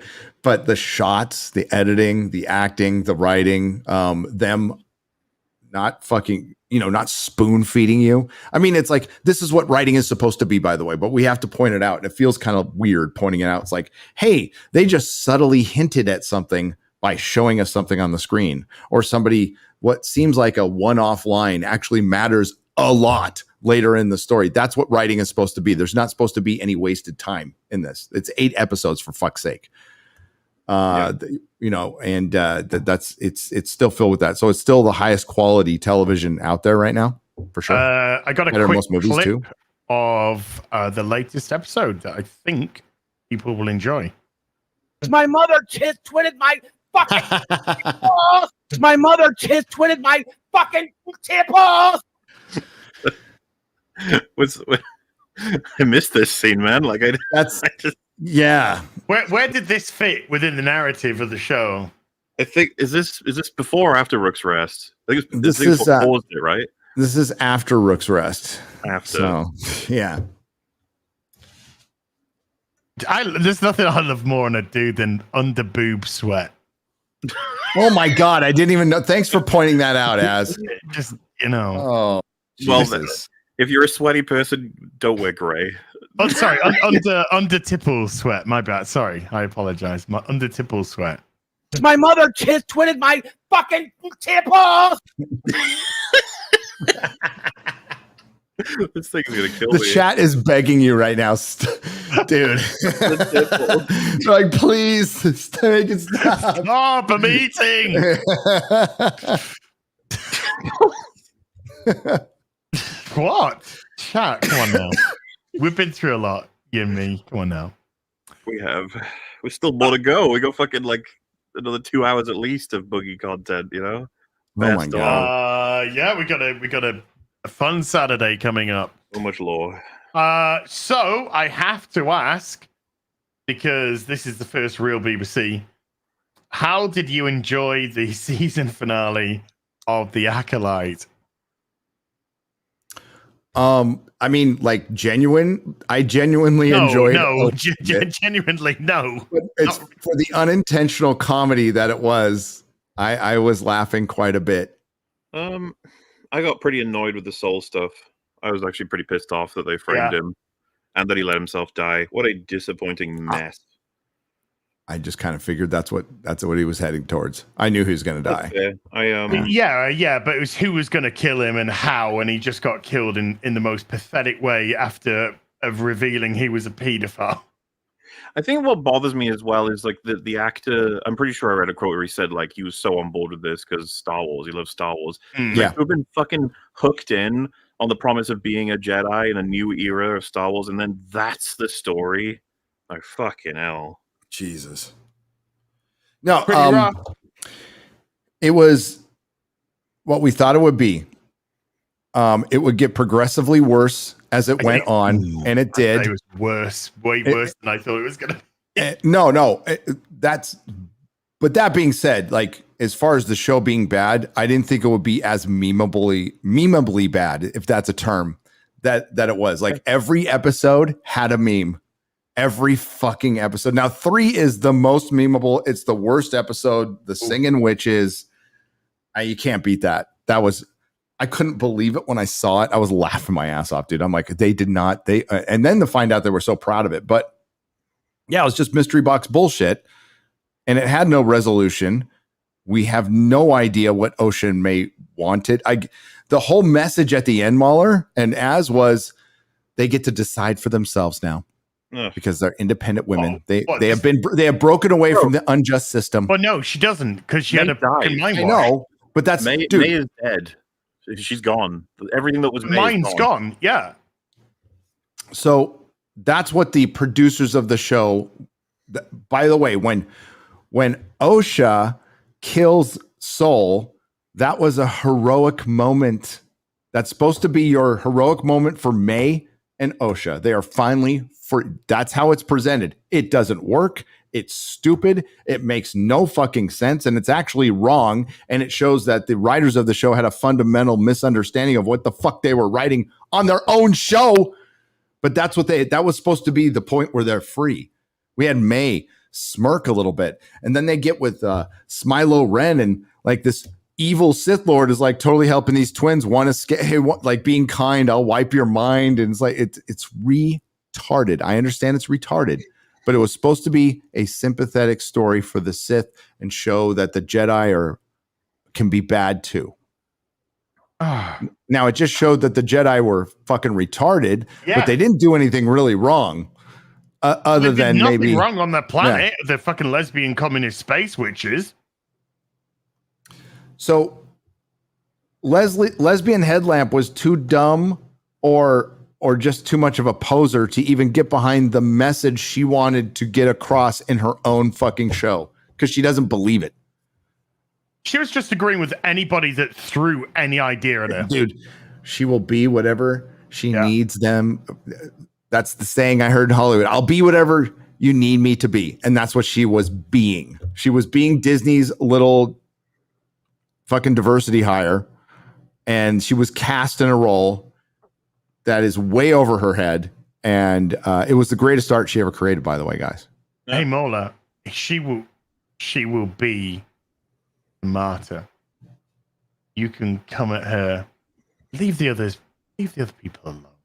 Yeah. I'll be the target of it. Okay. Come for me, and that will protect everyone else. Oh, please start an authentic hashtag. Renew the Acolyte, which I am completely behind, by the way. Oh, I am 100% behind. Renew the Acolyte. So every video is a winner.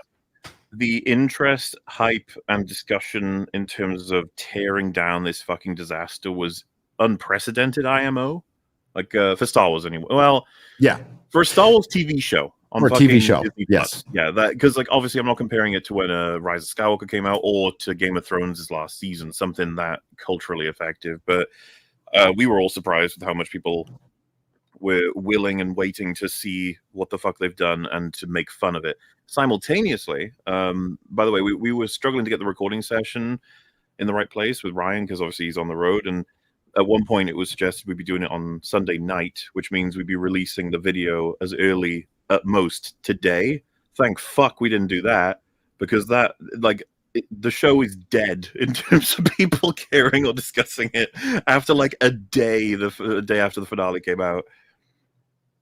Like nobody gives a shit anymore. No, the only thing which made the Acolyte worthy of discussion was how bad it is, and waiting for the reaction of people's videos and discussion. Once those videos had all come out, Gary's, Isbru's, yours, mine, many other people's. Once those videos had come out and people had watched them, had a good giggle because we were turning non-entertainment into entertainment, yucks, laughs for other people.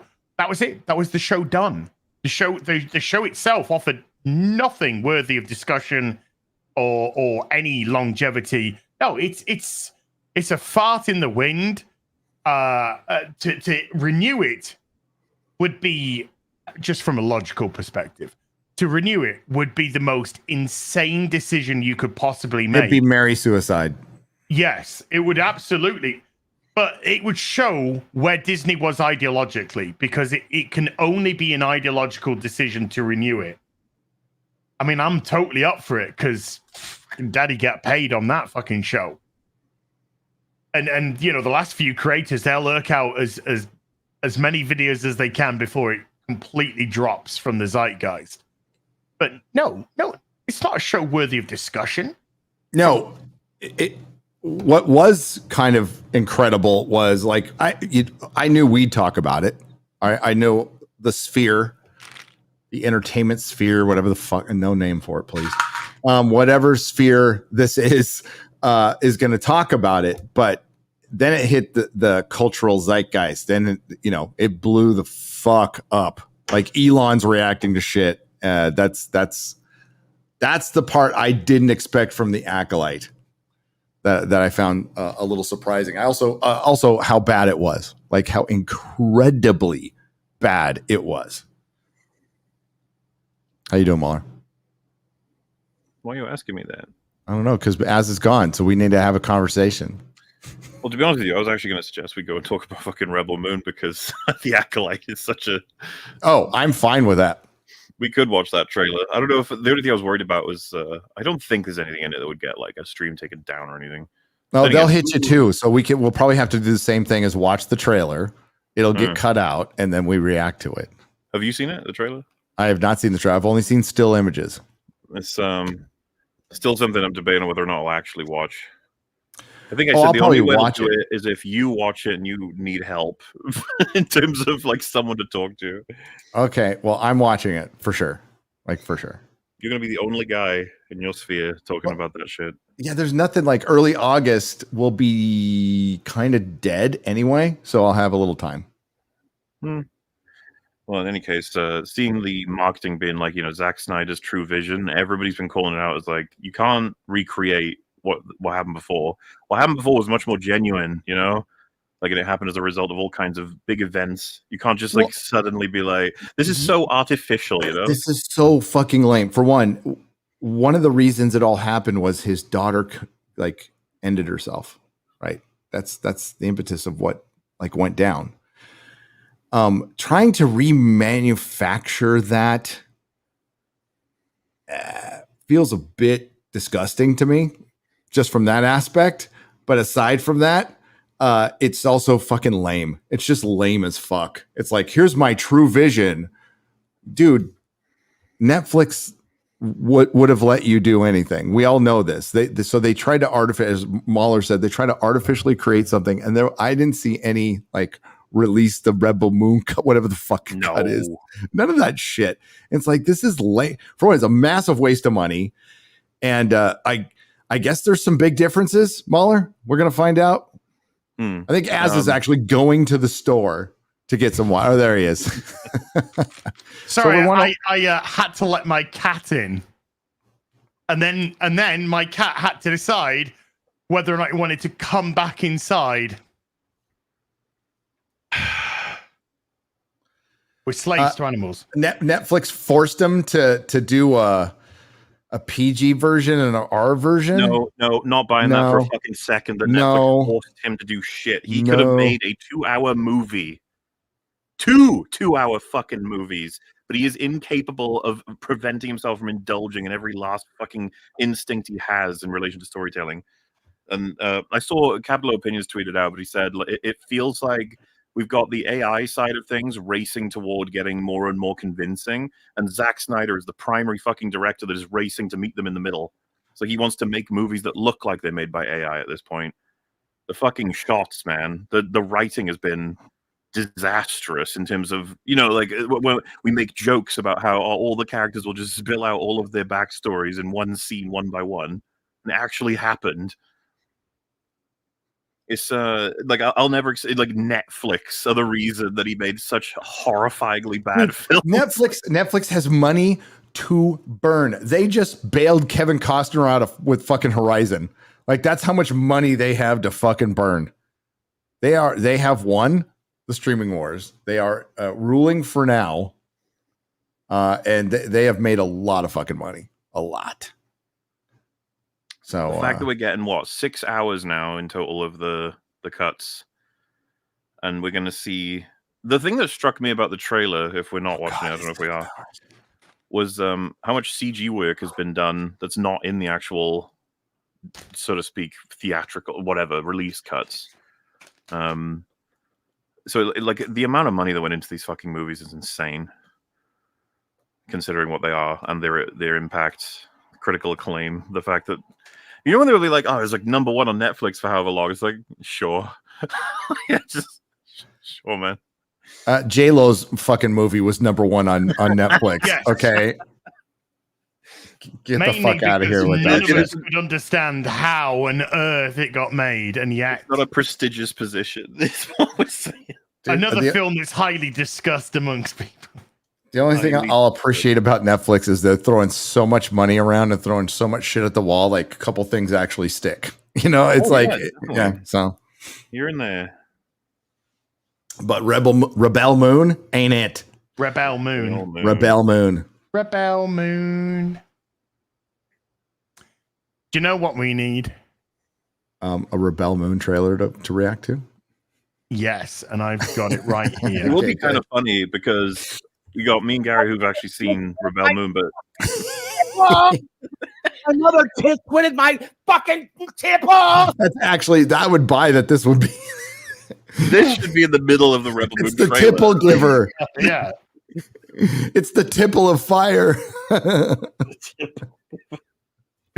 Do we want to show the trailer or not? It's up to you, man. It's Red Band, so there's that, and it will get cut. Oh, it's Netflix. It'll just get cut out, and nobody cares about Rebel Moon. Well, if you want to do it, because you're cutting something out from this stream anyway, I don't know if you want to do both at the same time. And I'd be curious to see what you think. Is there boobies in it? I don't think there's any boobies. It might be violence. But that should be all right. Let's have a look. Let's have a look for Rebel Moon. Red Band. So funny. So many people have forgotten that Rebel Moon was even a thing. It's like, yep. Dude, nobody's watched this trailer. How many views? 355,000 in a day. Oh wow! And that's oh on my god! Netflix's channel. Ouch. Which is 24 point something million, by the way, chat. Yeah, that's only nobody gives a fuck. Wow.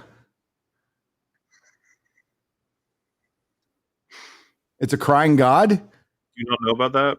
No. Yeah, the way the ships are powered is they capture a cosmic god, and it, I guess, works as the engine, but they also have to feed it and coal. Well, no, I heard about this because I saw Disper's tweet. A lot of this was cut out from the theatric, whatever, the release version. So a lot of people just thought that they were shoveling coal to power their spaceships, which is the funniest shit ever. But I've heard from different.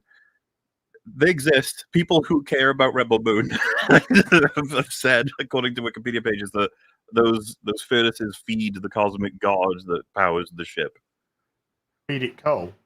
I don't know, man. Apparently there's skulls among the coal.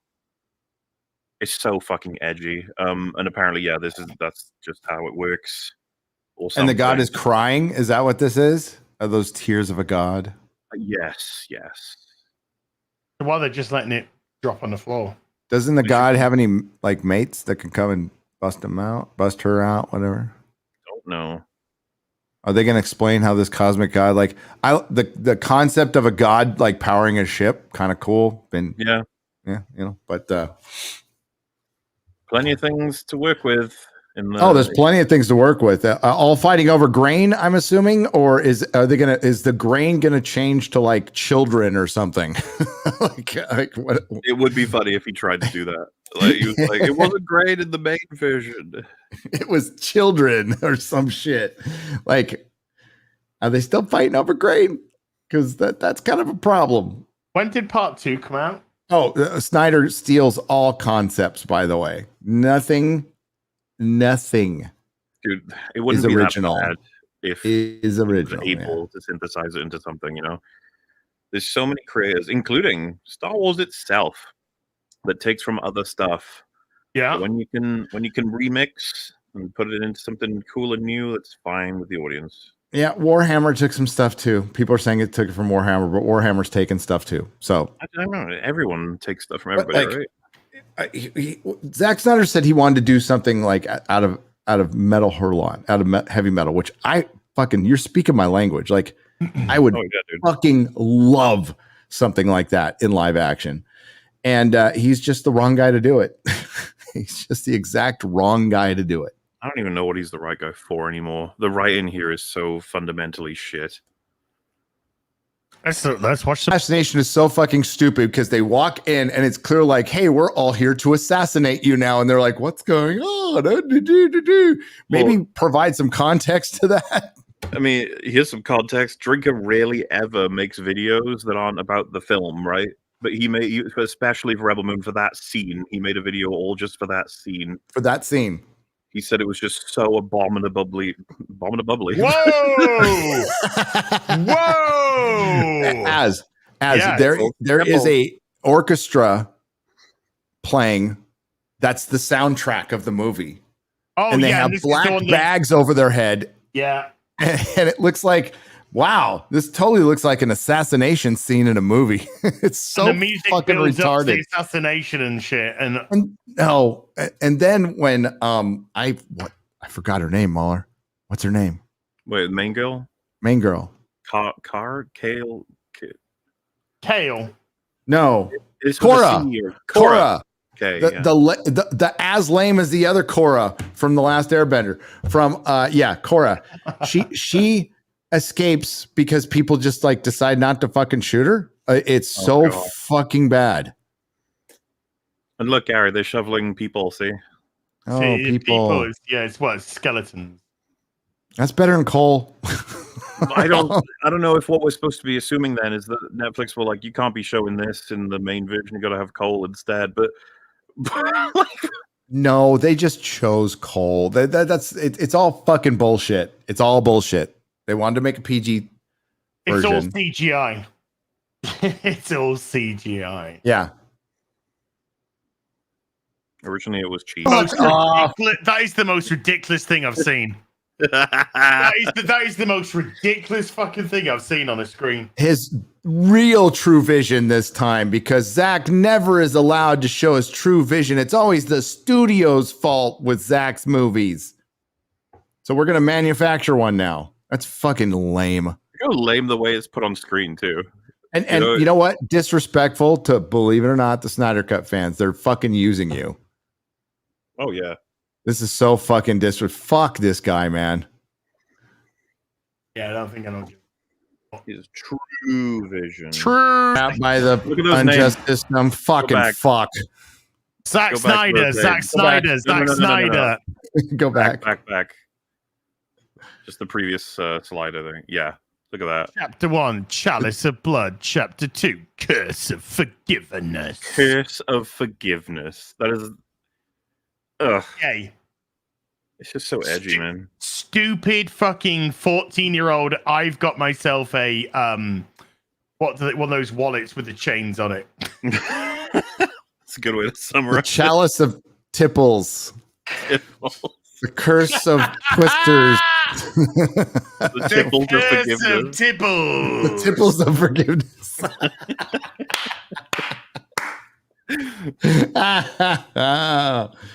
Good Lord. Yeah, careful not to cut yourself if you watch this. It's that fucking edgy. Dude. Who's going to watch it? Who the fuck is going to watch this? Netflix. How long? So it's all going to be one thing. So okay, that's it. They were supposed to be presented separate. That's what I heard. So now they're going to drop them all at once. So it's 6 hours. Soundtrack by Limp Bizkit. What? No, I mean it sounds like it, but. Oh, are you gonna watch it? I am gonna watch it. Yes. Fucking crazy. Watch it as a favor to Gary. Dude, as a way to put that on me, Mahler. Thanks, buddy. As if you've never tried to torture. Like, hey, look, I like the positive favors of like House of the Dragon. I appreciate you for those ones. I mean, like this is the as stated in one of your videos I was watching. We never work a day. We never work a minute of any day because I fucking love my job. Yeah. When you love I'm on your vacation, job, you never have to work every single day. day. Oh wait, I love my occupation. You can't complain because I'm putting Az through a Boogie compilation while you just have. I watch all this shit. I'm gonna go watch Twisters sometime this week because I want to see it. Well, Drinker said it was good. Like People have entertaining. enjoyed. Yeah, people enjoy. It's a regular film. People are like, hey, do you know what? Could do with watching a regular film. I tore through Cobra Kai in like a day. I've yet to watch that. I'm going to savor that. It's pretty good. It's a setup. I like where it ended up, but yeah, it's in like John Wick 4 territory where like I fully accepted we're in a fantasy world now, which is fine, and that's where we are. But I liked it. It's got a lot of heart. That show. It's fun. Yeah. Right. Let's get into the super duper chat. I can hang for like 10 more minutes. It's a great jingle you got there. Road, isn't it? Thank you. I thought so. I got to get to Whale's vagina, man. I got to get to Whale's vagina by tonight. Okay, so we got Veternova has been a sorcerer for 4 months. Thank you. And Wayne Arama has been a bard for 11. Thank you. TGV Monster with a $10 says, hi, Az, Mauler, and Gary. Happy Tuesday. Great stream, Saturday, Mauler. You know what is a good symbol for Disney today? Boogie. They both were loved, jolly icons. Now they are vile monsters removed from reality. Yeah. It's a simple way to put it. A lot of people with the new stuff have no clue of Boogie's history. When you go all the way back to where it starts, or rather where he first got popular, it is kind of like jarring because it's a complete fake personality he's putting on. And that's Jack Black and Kyle Gass too. They're yeah. That jolly icon thing has always been fucking bullshit. That's why people crave authenticity now. They know Jack Black and Kyle Gass are both fucking Hollywood twats. That's what they are. Kevin Smith was always a Hollywood twat. Yeah, it's a disappointment. He was a spurned Hollywood. He was a Hollywood whore that was spurned. That was and then spurned. When he was hired to be Rogered again, he was like, "I love Hollywood and fuck all of you." So J Mac, massive thank you for 50 sub bomb, by the way. Just drop it in there. Faraway Finlay has been a member for 26. Thank you. Is that a Wales flag? Yes, it is. Yes. Well, it's a Welsh flag. It's a Wales flag. It's fucking good flag. It's a good flag. I think it's hard to beat the world flags. That's fucking top tier. Dragon. Come on. That's pretty cool.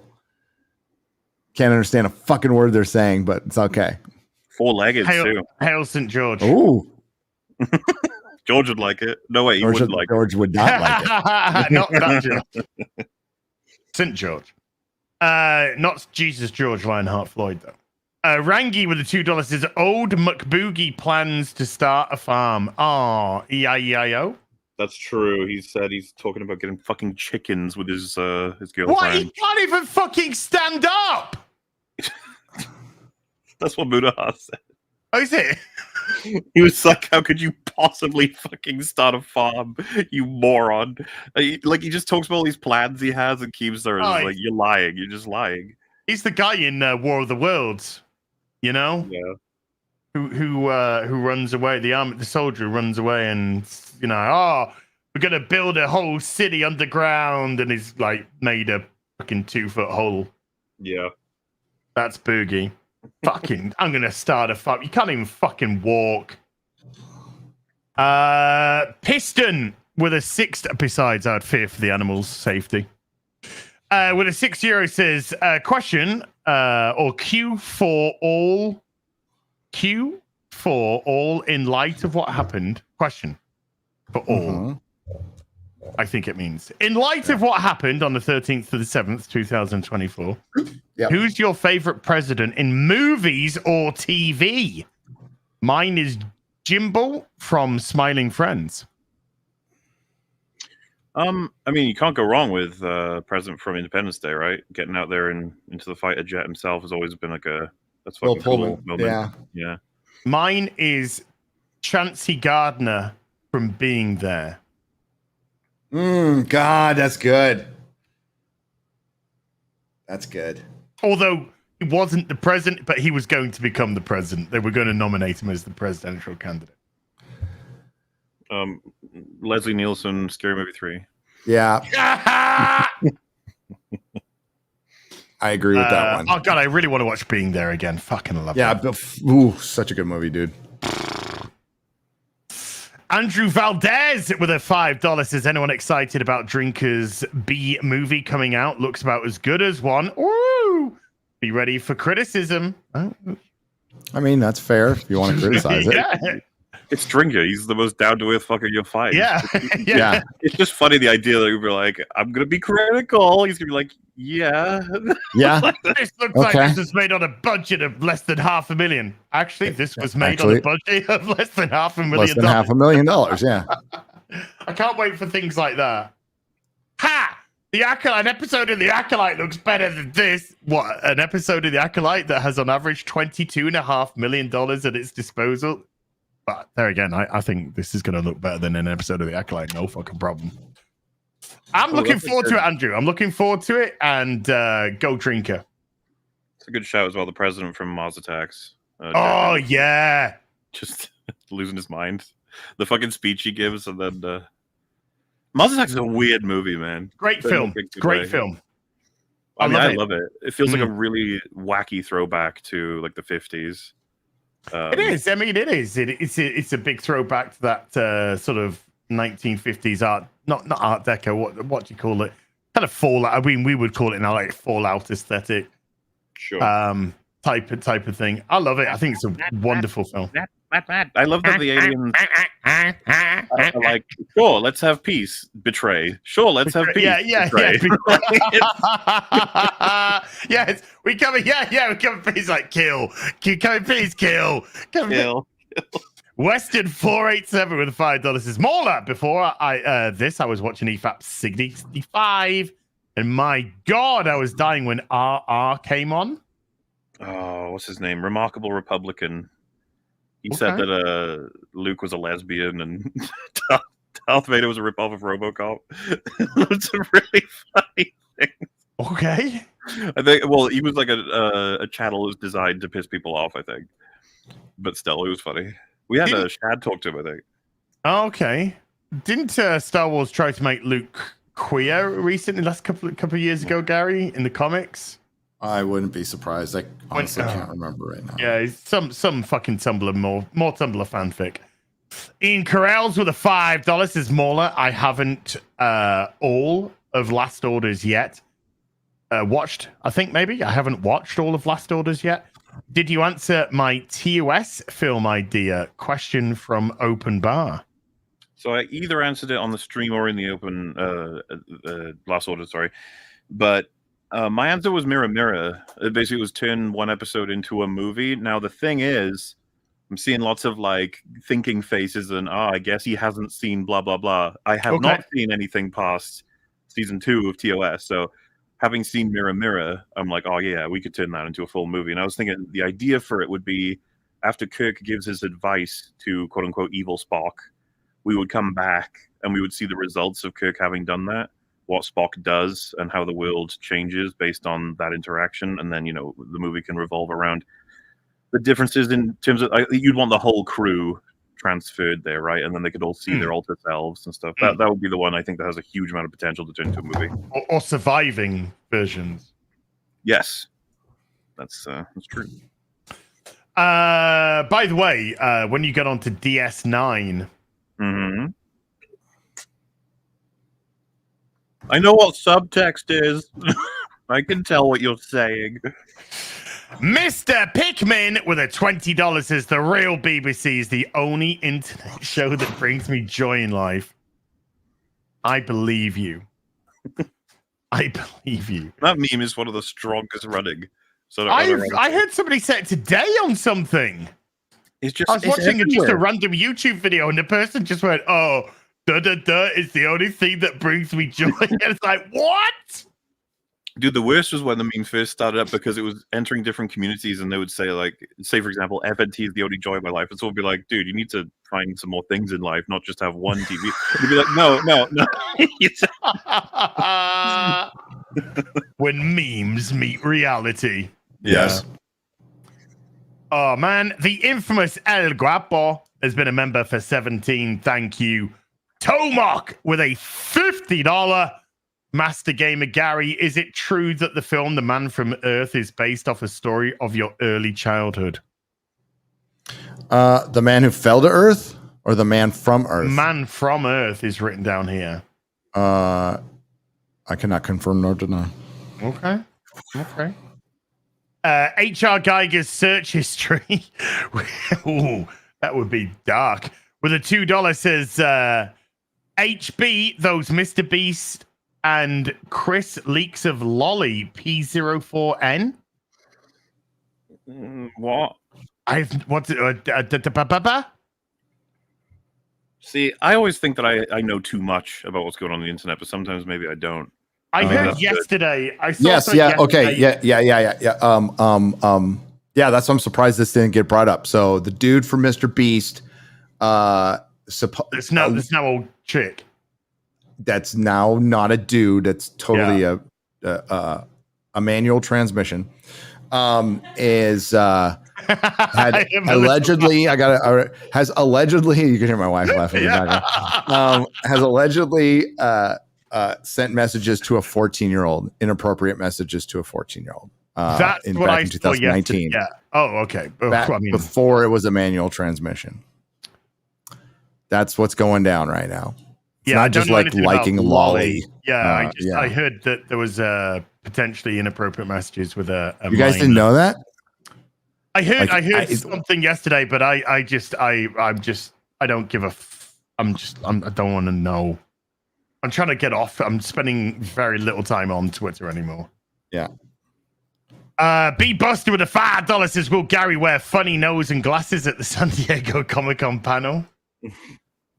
Blend in. If they do a Q&A, you need to be like, hello, I love all of the episodes of the new season of Doctor Who.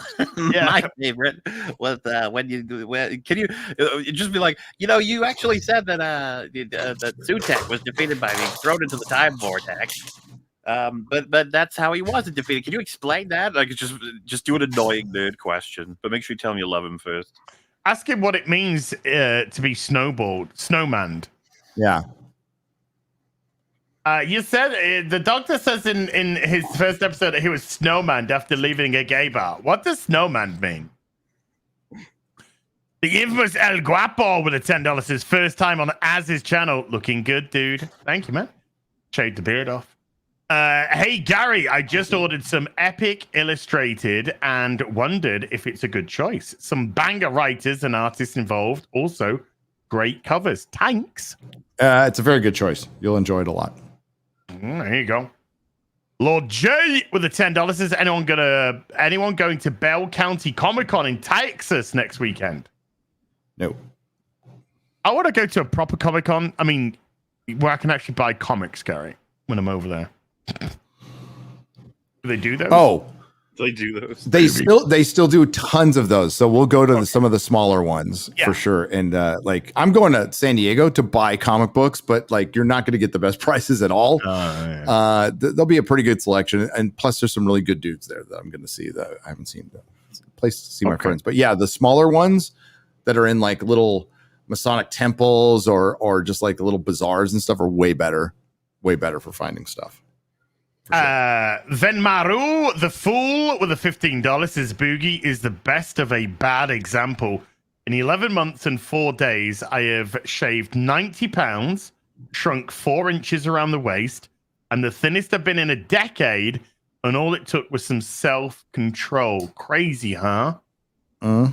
Crazy. I mean, yeah, if you needed reasons to know you need to lose weight before you hit levels of Boogie's stature, he's I mean, he even said it, you don't see many 50-year-old 400-pound people. No, but you don't, but there again, you do see quite a lot of people that beat bariatric surgery. Yes, and they beat their marriages. There's a direct connection, by the way. There's this weird correlation with bariatric surgery and divorces. Yeah, I wonder if it's called self-esteem back. or stuff, you know. Realizing you don't have to say anyway. God, as somebody who's going through a journey themselves, yes, it's crazy. What are you going happens through a when journey in a society? Yeah. we live in a society. We live in a society, and you're going on a journey. And I'm going on a journey. That section was A particularly personal journey. something else, by the way. The weight loss one where he's just like shouting at his fans for being concerned about him. Oh, just a hideous man. Hideous human being. Full mask off, full revealed. It was all for money. It was all for attention, money, fame, all the narcissistical feeding devices. Mm-hmm. Darth Nuto with a 5 Canadian. Hail BBC, a long time lurker, first time super chatter. Love all you guys do. RIP as fuck Disney. Check out my Acolyte review. Keep it up, guys. There you go. Check out Darth Nuto's Acolyte review. All right. Honeylock with their €5 that says Gary looks like a hairy egg. All right. Thanks. I was muted. Okay, Gary's got to drop now. He's got to go. Better looking like a hairy deviled egg, scrambled egg. I don't know. Deviled eggs are nice. I like deviled hairy eggs. scrambled egg. I don't want hair in my deviled or scrambled eggs, though. No. Is it just my head though? I mean, if it's a head, is fine. It's a little egg shaped. Yeah. Are you going on what? Oh, you gonna let me go? I didn't catch that part. Gary's going now. I'm on hotel internet. It looks There's like my card. They're gonna wheel him out. No, it looks like Melissa's dragging an IV around. She is. She is. There you go. Yeah. Okay. It's time to go. Melissa. Hey. She waved. Bye, guys. Bye, chat. Bye. Catch you later. Have a good time, dude. Thursday morning. Hey, Gary, when are you going to tell the truth about firing me from for FNT? Oh, right now. Okay. Real quick. Hang on, babe. Let's set the record straight. Hey, your screen records on this one. All right. This is why Az was fired from FNT. All right. Yeah. He was getting paid $1. He wanted to get paid $2. I returned to that. I countered with 75 cents. He said no. I told him to fuck off. The end. As you deserved it. You deserved it. I did. I managed to go. Yeah, I should have just stuck with my dollar and been happy. Yeah. Look, you were getting a fucking $1. That's more than everybody else is getting. 100% more than everybody else is getting. I heard Jeremy was getting $1.50. No. Jeremy actually doesn't get paid at all. No, he doesn't get paid at all. That's the truth. All right. Now I really got to go. Okay. Bye-bye. Nice bags. Bye. I just thought, I did a nice little video about why I left FNT and stuff. And you're not going to believe this, Smalley, but we have a detractor or two. This is true. And they were just like, this is why I know nothing about this guy or anything of the dealings of FNT, but this is why he left FNT. Yes. Like normal, almost right. Generate some fun stories because the truth is boring. It's like, the truth is, doing 4.5 years of actual Friday nights, most of them leading into very early hours of the morning, consistently fucking up sleeping patterns.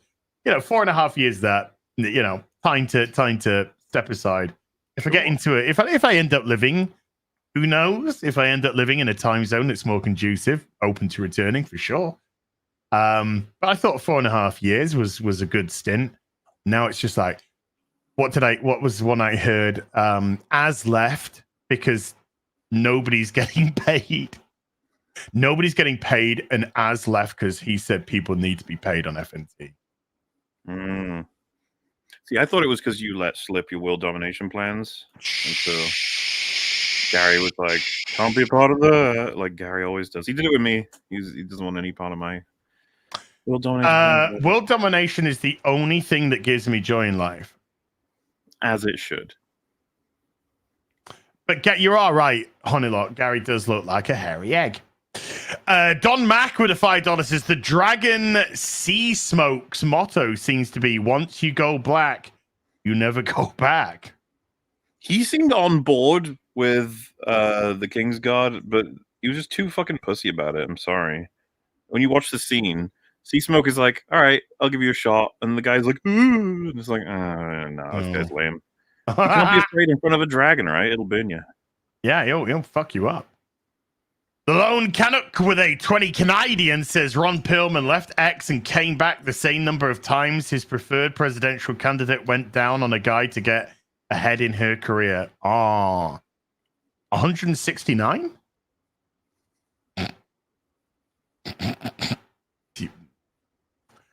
Josh Kelsey dropping a $20. Josh, thank you, sir. Roller Coaster gifting 5 memberships to the stream. Roller Coaster, thank you, sir. Zach Muffin with a $50 for you as. Ooh. Also, EFAP and the Fellowship, I guess. If they like it, over the hill and beyond the dale, with many miles to go, when feet grow heavy, eyes long wearied, still, I know one look to you, and I'll see it clearly. We never walk alone. Hashtag no homo. When you walk through the dark, hold your head up high. It's good shit, that. Good shit. Zach, thank you, sir. Appreciate you, sir. Legalize that hood out. We're going to have words, mate. You're being so naughty. Very, very naughty. I know you've been on holiday. And I know you're excited to be back, but you've been so naughty. Like every stream he's coming. Like Sunday, fucking $100. Gaming stream yesterday, $100. Afternoon tea, $100. This stream, $100. God damn. You're a naughty sausage and I love you. Will Plodiger has been a member for 21. Thank you, Will. How the hell do you say this? Skills? Yeah? I think that's about right. Yeah? Skills, yeah. With a $10 says, if Boogie goes to the bathroom, does he use the boogaloo? I suppose so. If he's in Britain. Yeah. Moffed at Lou. We call it the loo. Americans call it the turlet. The toilet, do they? No, the turlet. Turlet. Turlet. They go to the turlet. They got what? Don't they say I'm off to the restroom? Yeah. Or something. But pure-blooded Americans would say turlet. Turlet. I'm going to the turlet. Lord J with a $10 says 2% agility or bummer man. Depends. How nice are his tits? Nice. I'm going to say nice. I'm going to say he's got nice tits. Dr. Rain King with a 10 Canadian. Gary, I mentioned Joss's shepherd's tail to Mauler. He said, you said avoid it. Curious about your take. I was happy that Josh told the story. Been a while, so I can't remember the quality. Gary, oh. That's unfortunate because I really wouldn't mind because I don't know. Different people recommend, different people don't. But Gary seemed very adamant that it's not worth checking out, even though, as you would know, Shepherd Book's story, whatever it may be, sounds very interesting from when you watch the show and the movie alone. Yeah. As for how good this story that got told in a comic or whatever, I don't know. But yeah, Gary he was most likely an inquisitor or something like that. Yeah, but I mean, depending on what you do with it, it could be super interesting. But God, he was fucking. I'm so gutted. Ron Glass died. He's only like 73 when he passed away as well. Which is, I know it's like average, but it's just like he always looked in great condition and I wanted to know more, but I don't think you could to get a singular movie to tie up as much as you can. I don't think you could have done much better than Serenity. No, I don't think you could have. If they were given a second film, which they were hoping for, I could see them maybe getting everything sorted. Dude, I would have killed for the operative to have had to join up with them. Oh, There's like some yeah. kind of, you know. Oh God, that would have. Oh. Yeah. He says, like, next time I see you, I'll kill you. And he's like, you won't see me again. So I was like, you would totally see him again as a result of some horrible, you know, thing that happens. Yeah. Oh God. I mean, our heads got to make that shit up, but at the same time, I'm kind of okay with that. Yeah. No, I usually end up on that. Yeah, it would have to have been made at the time with Josh firing on those cylinders that he was firing on. Yep. So yeah, lightning is very difficult to capture in a bottle twice, and you know, oh God, I need to watch Serenity again.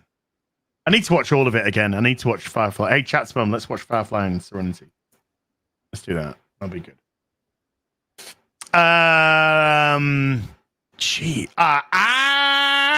Another name with a $20 said Assassin's Creed Black Flag is only one character off of being the proper name for this newest game. Oh, wow. I think I worked that one out. I get it. Not that it was a fucking difficult conundrum. Villa Sipo with a €2. Nurse what? Japanese Adventures. Yes.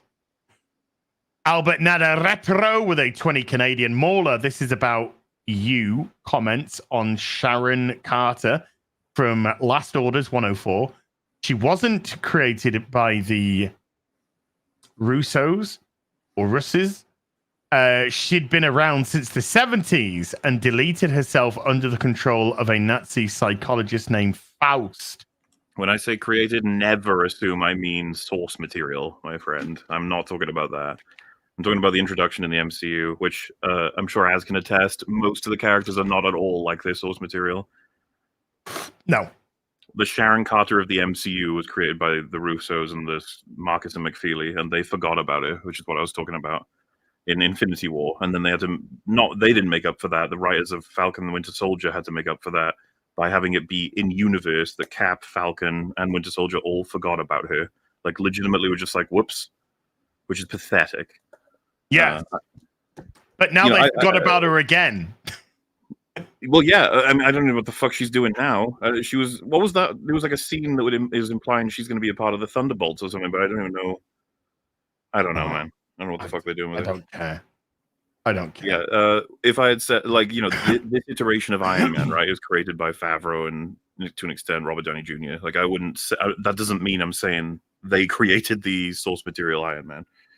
Yeah, I mean, most TV, doesn't matter what studio, most TV film does not bears resemblances to the source material, but none of them kind of stick to it at all. They've all been tweaked and changed. Yeah. Thomas Bergman with a $5 says, translation, Ubisoft, shut up and buy the damn game, you Japanese. Oh, wow, pussies, yeah. Well, it is a cope, and it is very passive aggressive, and it does feel like they are angry that people have rejected their DI fucking shite, and are attacking consultancy firms and other people within the company for pushing this shit, and they're trying to deflect criticism while saying we are authentic, but none of our stuff is authentic and doesn't follow law. And we will continue to be hypocritical in the way that we push things. All Sword with a $10 says the guy who made up the Yasuke story edited the wiki with his fiction, then referenced his wiki fiction in his fiction book, then edited the wiki again to reference his BS book, Standard Academia. And now I think he's been fired from his university and deported from Japan or something weird like that. But yes, it is a whole coping mechanism going on about that. Bearded Old Bear with a $5 says, wait, they named the Assassin's Creed game featuring a black samurai Shadows. Yes. That does seem a bit awkward as well, doesn't it? It seems very awkward. Because when they said, oh, they're having a black samurai, it's like, what? And they went, yeah. And then it was like, yeah, it's Assassin's Creed Shadows. And I was like, what? What? They called their Assassin's Creed game with a black samurai Shadows? Okay. God, I love racism. Big Ounce with a $10. Az and Gary, I was wondering what you think of Immortal Hulk and Superior Spider-Man. I like a lot of people. I find them to be better than their worst in the past. The Civil Wars. Gary's really the guy to answer that. I'm a DC, not a Marvel guy in general. Although I am currently purchasing the Ultimate Spider-Man, which I have been enjoying. But the best comic out there right now, because it's one of two that I'm purchasing, is the Transformers from Skybound. It's fucking amazing. It's absolutely amazing. It's absolutely amazing. Mr. Drow has been a member for 16, says, hope everybody's doing well. The Assassin's Creed debacle falls apart even further because the story is told is through ancestral DNA, aka lineage. Yeah. Well, haven't they ditched that now, though? Aren't they just doing stories instead of linking it to the agency? You know, haven't they stopped that? I don't know. I think they've stopped that now. Scott Kerr with a $10 Canadian says, Part 1, Gary. We need Venture Brothers more than ever. Just imagine an episode of Doc trying to find a bootleg version of The Acolyte because he heard it was about lesbians that serviced the many. Part 2, Doc being too cheap to pay for a streaming service scours the black market, but can't find one because no one pirated it because it's shit. Doc mistakenly buys an adult film called The A-Hole Light. Oh. That's a lot. You put a lot of thought into that, dude. Yeah. I appreciate that. Oof. The Polydan with a membership for 15 says, as you've inspired me to start trying to get into shape again. Got 60 pounds to lose. I just wish it would stop raining every day. Love you all. Get out there. Are you scared of a bit of water? Scared of a little bit of water? It's cooling. Yeah. Oh, you fool, Polyman. I'm currently doing little walks. And I want to emphasize these are little walks, but I'm currently doing little walks twice a day now, Mauler. Beginning of the day, and then in the evening, wearing a 25 kilogram vest. And 25 kilograms is only half of what I've lost in weight since April of last year. And it's insanely uncomfortable to wear this 25 kilogram vest. So I'm just like, if I wanted to be the same weight that I was in April of last year, I would have to wear two of these 25 kilogram vests and hold a 5 kilogram weight, then go for a walk. That is mental. So a little bit of rain. Get out there, you massive puss. Arnold Squasher. Got a frog in my throat. With the 3 Australians says, I want to see Az reenact the Tipples guy live clip. Not for fucking $3 I ain't. Best name I can think of with a $2. Twipple, the enemy of Schlurpo. I think that could be Schlurpo's nemesis. Yeah, we can make it happen.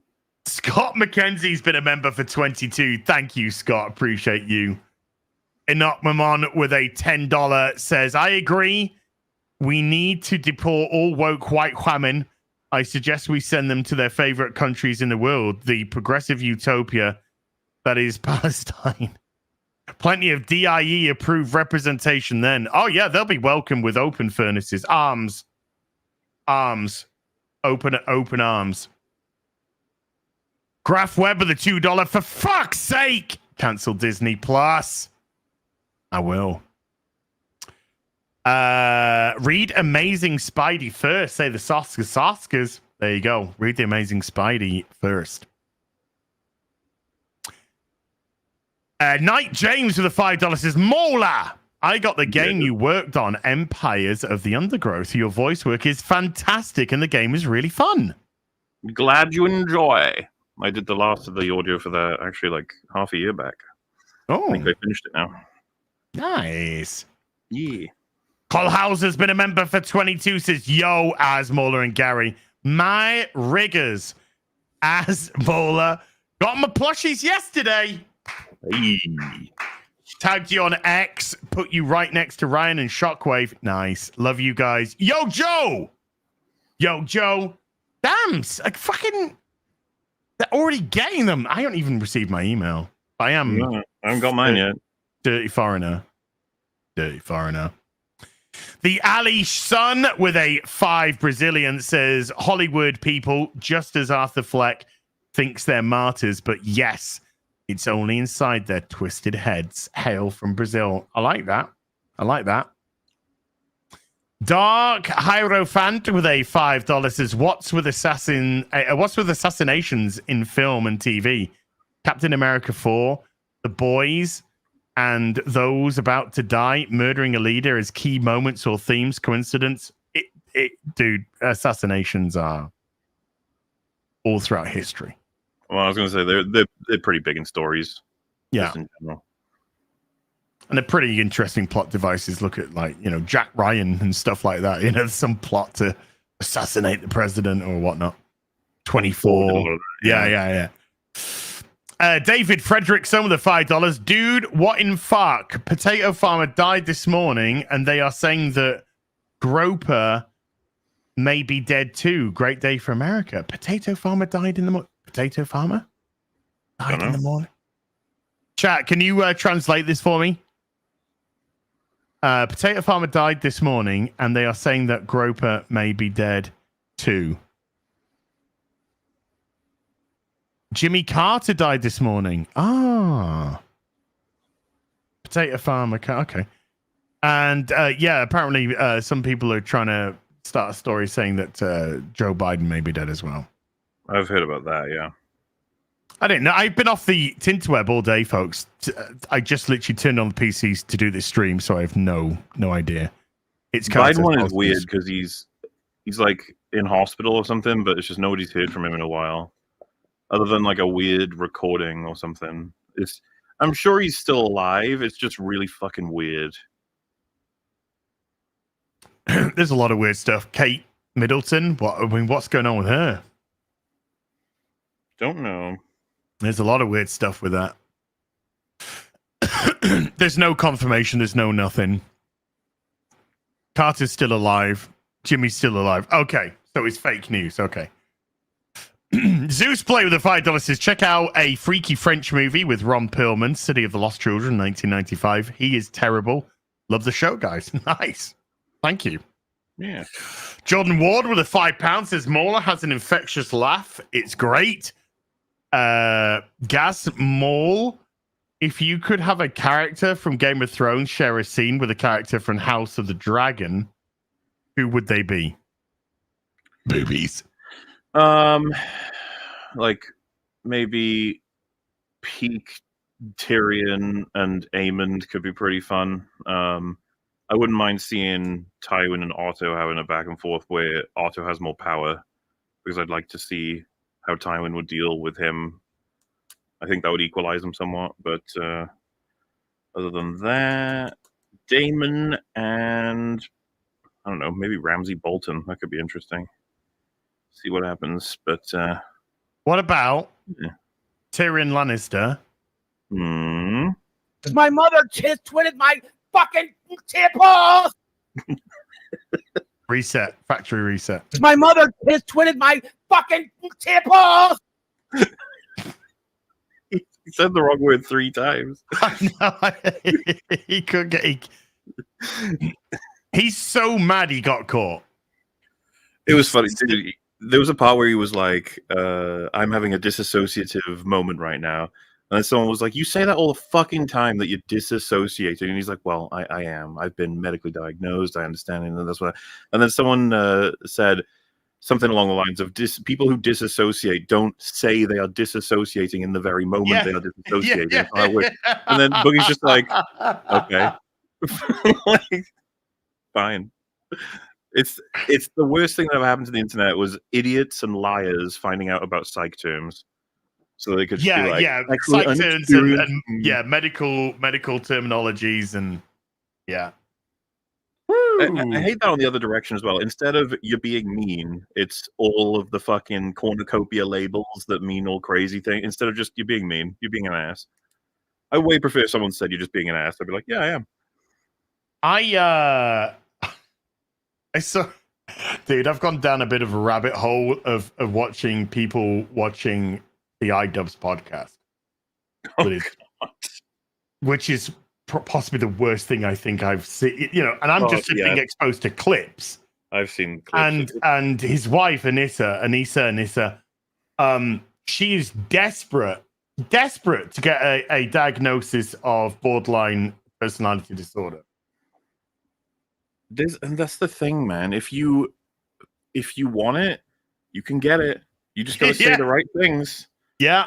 And there are people out there who know it is useful. Like it's the not the oppression Olympics, what would you call it? The mental illness Olympics or whatever? It's his I guess Munchausen via proxy. You know, how would you? Well, I was going to say it's a way for you to competitive claim retardation. Yeah, it's a form of victimhood, isn't it? It's like I have it harder than you do, and it's yes. Yeah, my strife is harder than your strife. And I have 6 of the cancers. You only have 4. It's getting really hard not to assume that she absolutely destroyed his career. They even called the podcast "She Ruined My Career." Wait, that's the name of the podcast. Oh God, she ruined my career. Because they think it's a joke that people say that she ruined your career, and it's clear that she ruined your career. You don't get anybody watching your podcast. You don't get anyone watching your streams. You're looking at getting a job in the Uber Eats now or something. Wouldn't be an expectation of like a whole breakdown in the same way as Boogie for iDubbbz. However, there was a time where I think iDubbbz could say or do any single thing and he'd be fine. He was like bulletproof and beloved by everybody. Tanamongu, you know? They've just since apologized for that.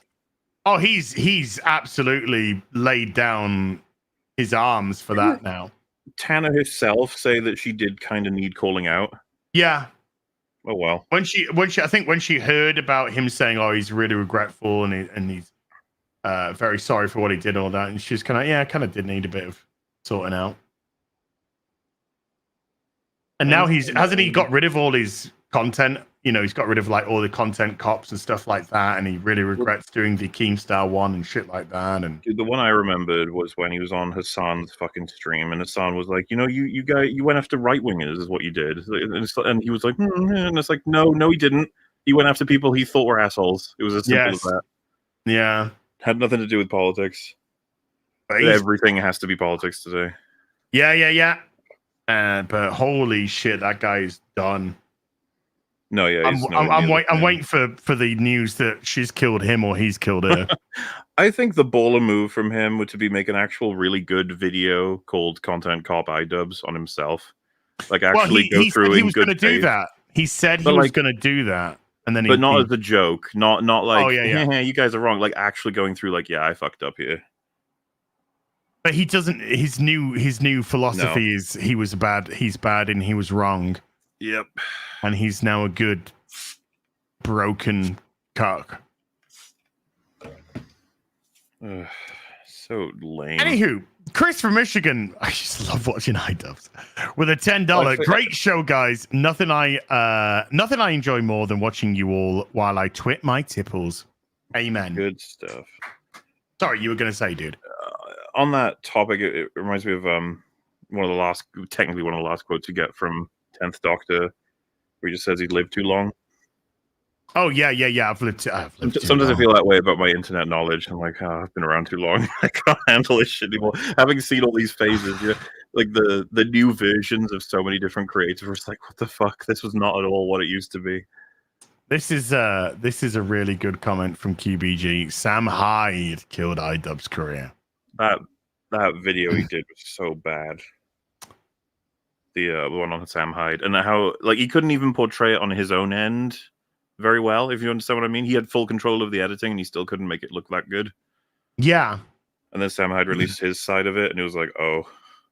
Yeah, I mean, I've been doing YouTube for 12 years, and you know, I've gone through. I remember when Boogie put out the Draw My Life video. Mm-hmm. You know, I've seen Boogie at his absolute peak. iDubbbz at his absolute peak. H3. H3. I used to love watching H3. Yep. I used to love watching that. I used to. I mean, Vape Nation. One of the funniest things I'd fucking seen. Mm-hmm. It was just hilarious. You know, I used to love Ethan. Love the way his humor and everything. And you just look where they all are now. It's crazy, right? Yeah, I used to religiously tune in for =3, rap battles of history, all this kind of stuff. Fuck you, Google Plus. You know that song. Remember that? Just all of this kind of huge sort of internet 3 and internet. Yeah, and now either forgotten about, gone. Careers have gone. Or they are absolute monsters now. Just monsters. Crazy. People never moved to LA. Mm-hmm. Joey Fouts, boobs, with a $5 says, I'm really loving House of the Dragon, but the last episode worries me. They literally said I will never trust another man, and they might turn Damien into a pussy.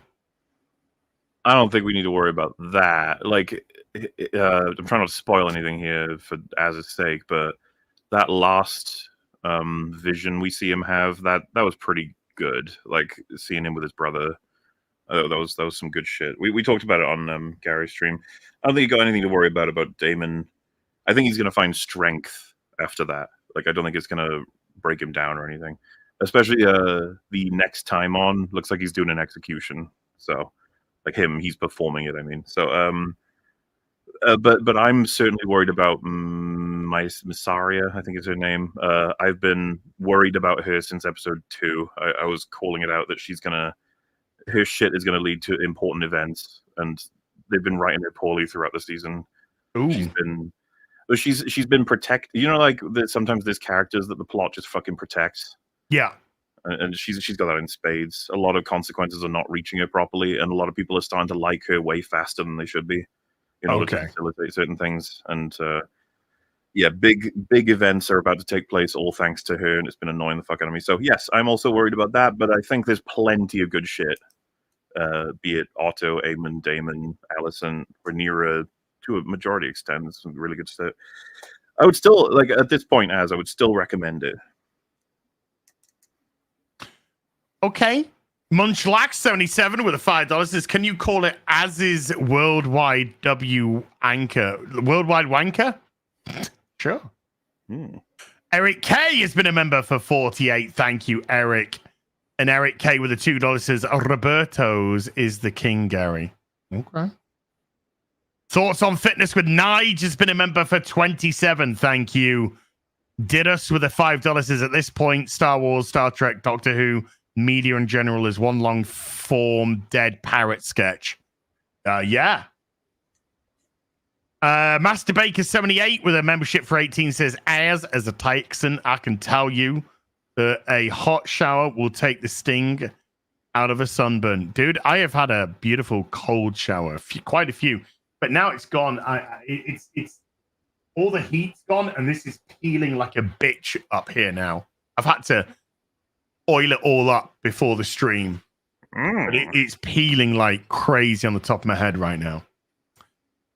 My sign is Cancer with a $10 says for STCC, San Diego Comic-Con. How can we get a mock congressional hearing for fake Lucasfilm director Klutzy Kathleen Kennedy on her failure over Leslie Headland's attempted assassination of Star Wars? #resign. Dude, the best thing that they did was put the show up for everybody to see. Yeah. That's the best thing that they did. Nada, Sparrows and Stones with a 2 Canadian. What modern day hero / heroine can kids look up to today? Alpha Core.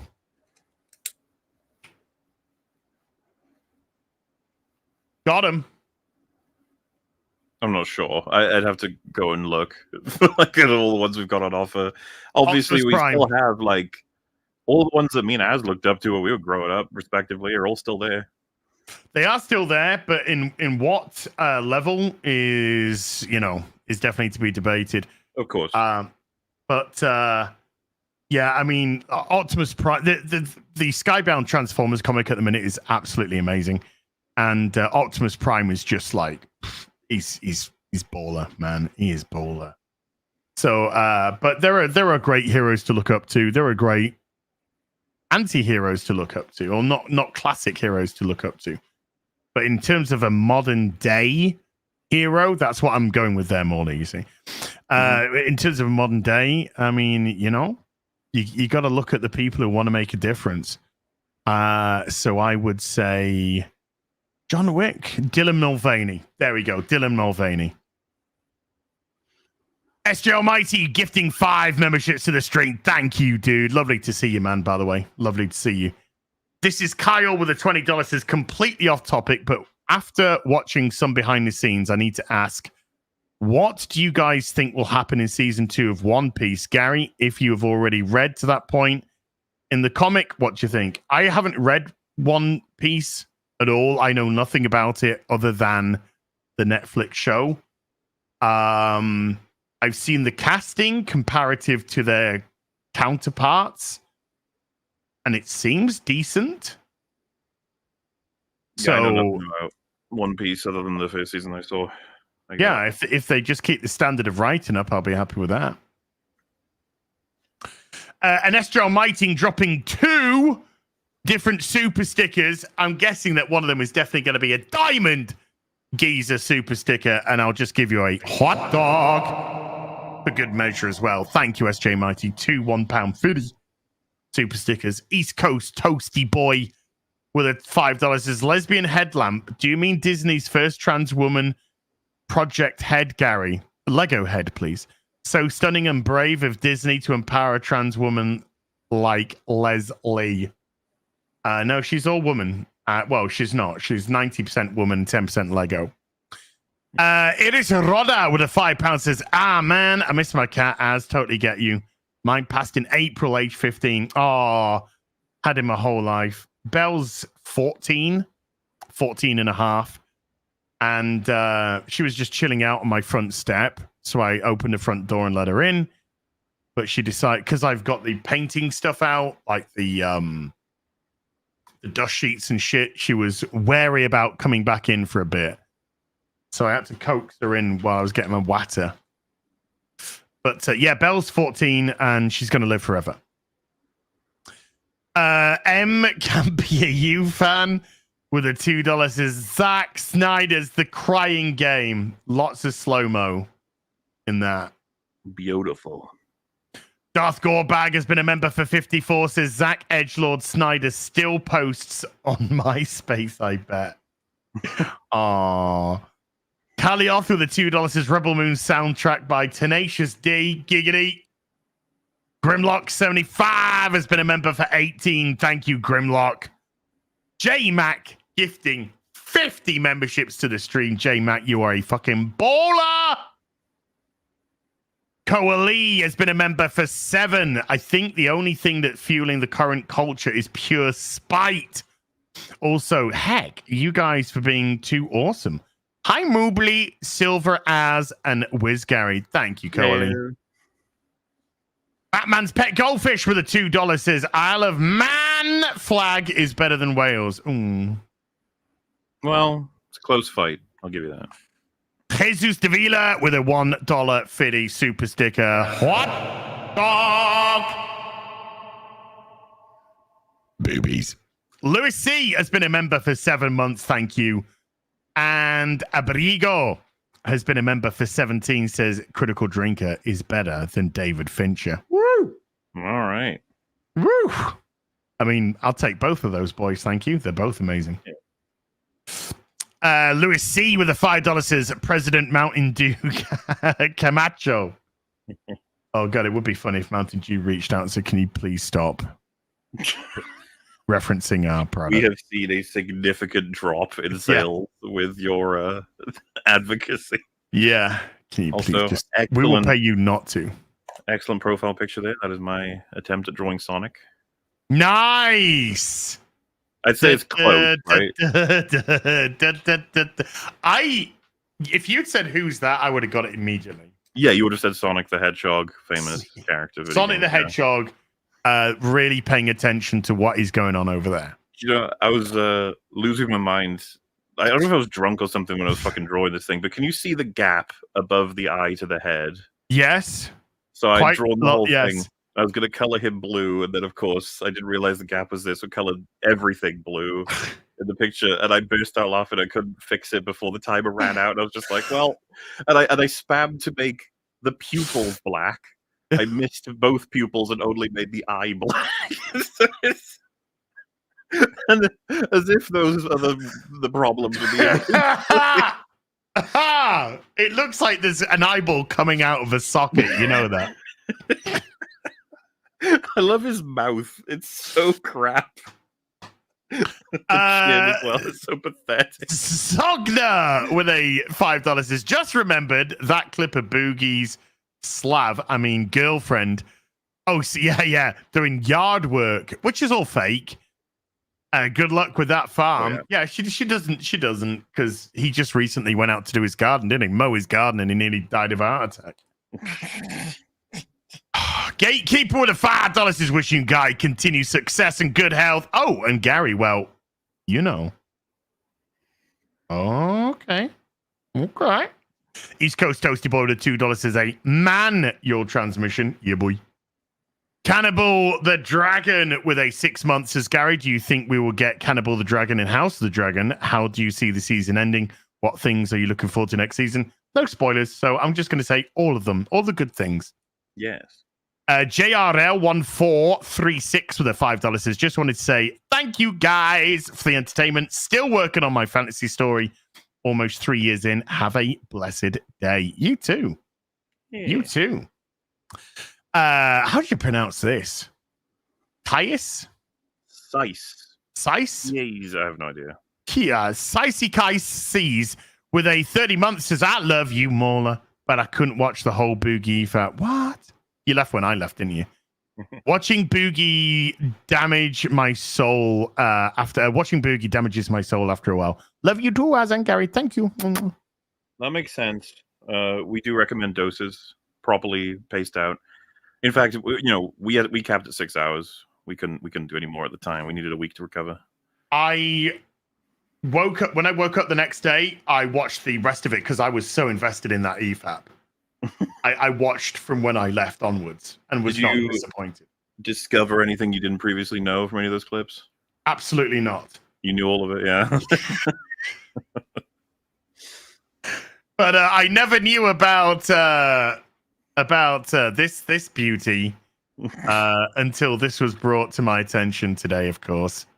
My mother just twitted my fucking tampon!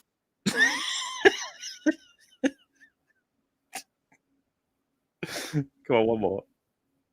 I don't know if I can. It's so hard. My mother just twitted my fucking tampon!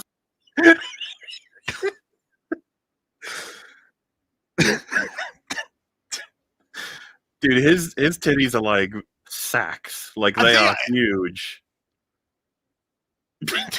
Twitted my tipple. I can't do that. I know, he just went for it, man. He's in there.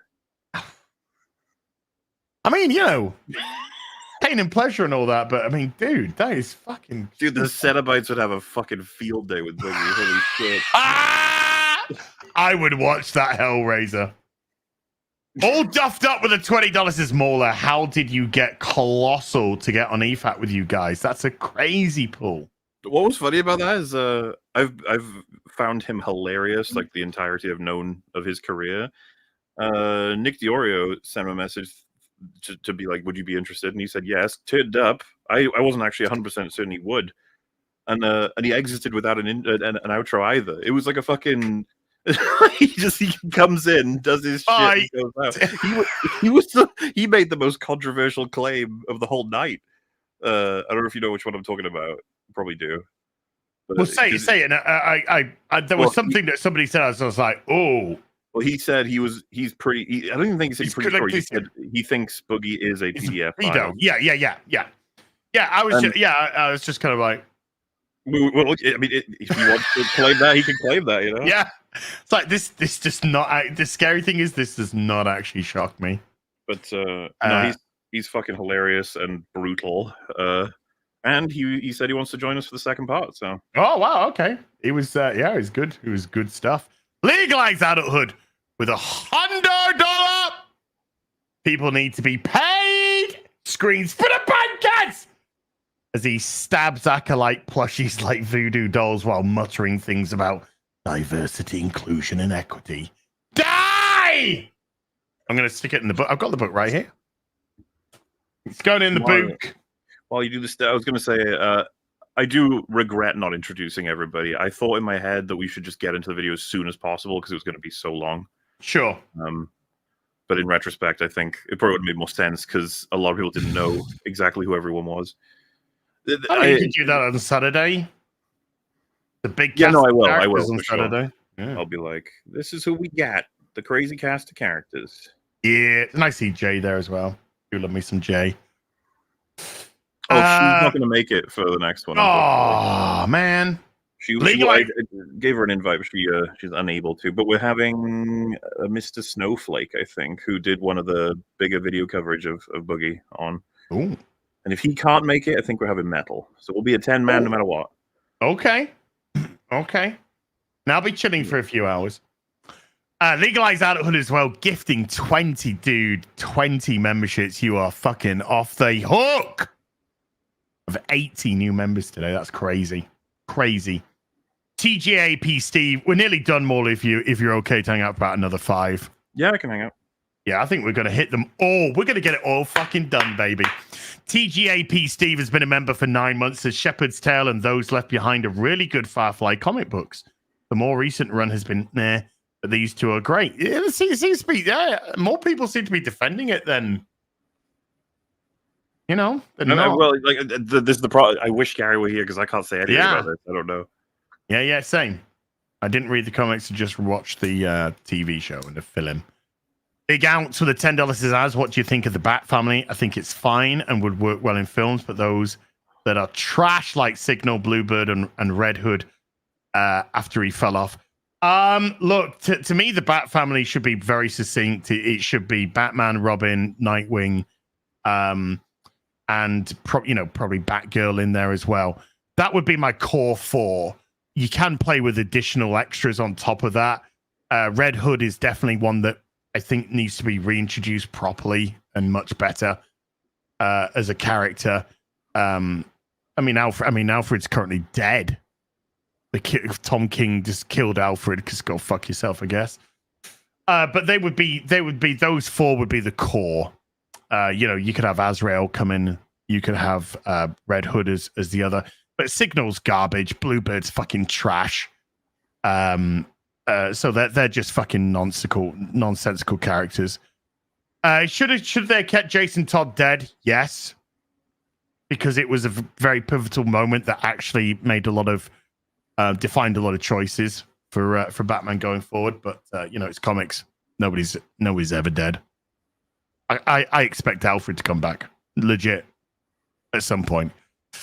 Eric K with the $2 says Jimmy Carter was a peanut farmer, not a potato farmer. There you go. Get learnt. Albert Nada Retro with a 5 Canadian. Sorry for the misunderstanding, Samola. Wasn't sure what your knowledge was. Just trying to help. Oh, you're safe in knowing I know nothing about Source. So I'm never making a statement about Source material. If ever you catch me saying it's because it's something I heard from Az or Gary or something like that. I haven't read them, but I respect them. They're interesting. That's all gravy, baby. Important, and I would totally respect, because like the way the MCU has worked is kind of fascinating, right? Like they have moved away from Source successfully, but they've also moved from the Source disastrously, and they've skipped over so much of what they could have told. Alternated storylines, chosen to push forward certain characters that absolutely should not be pushed forward yet, if at all. there's all kinds of decisions being made like that, and of the best crop of all of the comic source they're running from, they have not properly even close to come put it onto screen, from what I gather. Again, as someone who has not read it, because I've heard you say this about Batman a few times, right? Like in terms of his movie adaptations. But like all I've heard of the stories of Iron Man, right? We didn't get to see shit tons of them when they would have been amazing with Robert Downey Jr. But there we are, Yeah. Somebody said about Stephanie Brown. Spoiler. That would be a character that would be a potential addition for a small usage. And she should be Tim Drake's girlfriend, because that's those two are a fucking couple. None of this stupid Tim Drake's now fucking sucking dick nonsense that DC are doing. Huntress would be another one of those characters that would come in and out. Zatanna would be another one of those characters that would come in and out. So there'll be potential for in and outs, but as a core, Cassandra Cain would be another one. Bring Orphan in. Or you could even bring in her Batgirl. I'd be okay with that. Cassandra Cain was a good character. Next, Knox with a £10 says, just finished watching adult anime Scavenger's Reign on Netflix. Brilliant sci-fi. Okay. I'm always up for some sci-fi. Take a 610 with a $10 says, Muller needs to use his Ubisoft game developer voice to cut a promo for a roommate sitcom starring Quimea and Darth Plagueis. Quimea can say, what you talk about, Plagueis? Can they overcome their differences? The Deadererererer couple? I mean, if they do ever get that season 2, man, they're gonna fuck up Plagueis beyond recognition. Oh, it's already dead. Star Wars is dead. Theory will actually die. Like he'll not be able to take it, because he quite loves the Plagueis books, and for a fact they're not gonna care about those at all. they're gonna run him into the ground. And the final one. Oh, sorry, go on. I was gonna say they'll run Palpatine into the ground then as well.